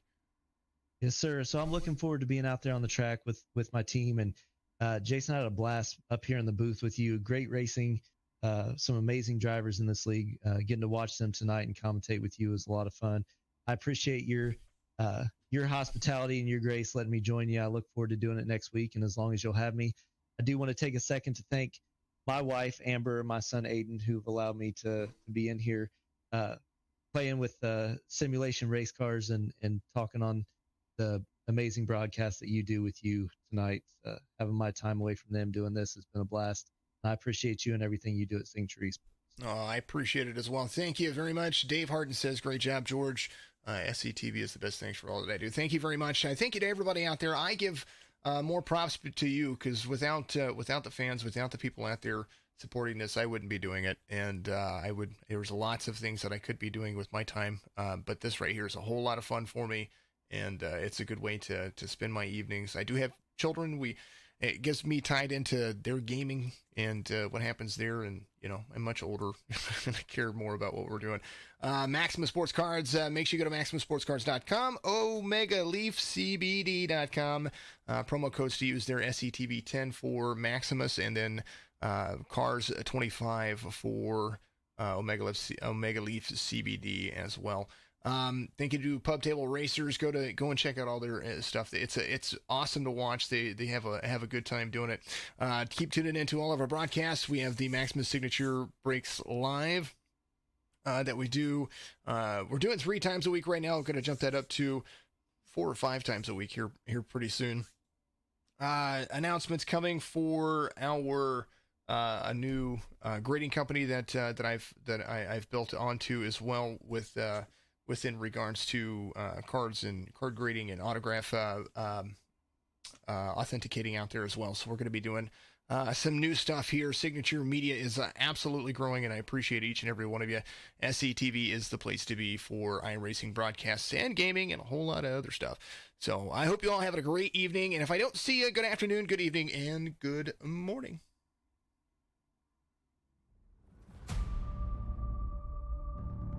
They need the white flag.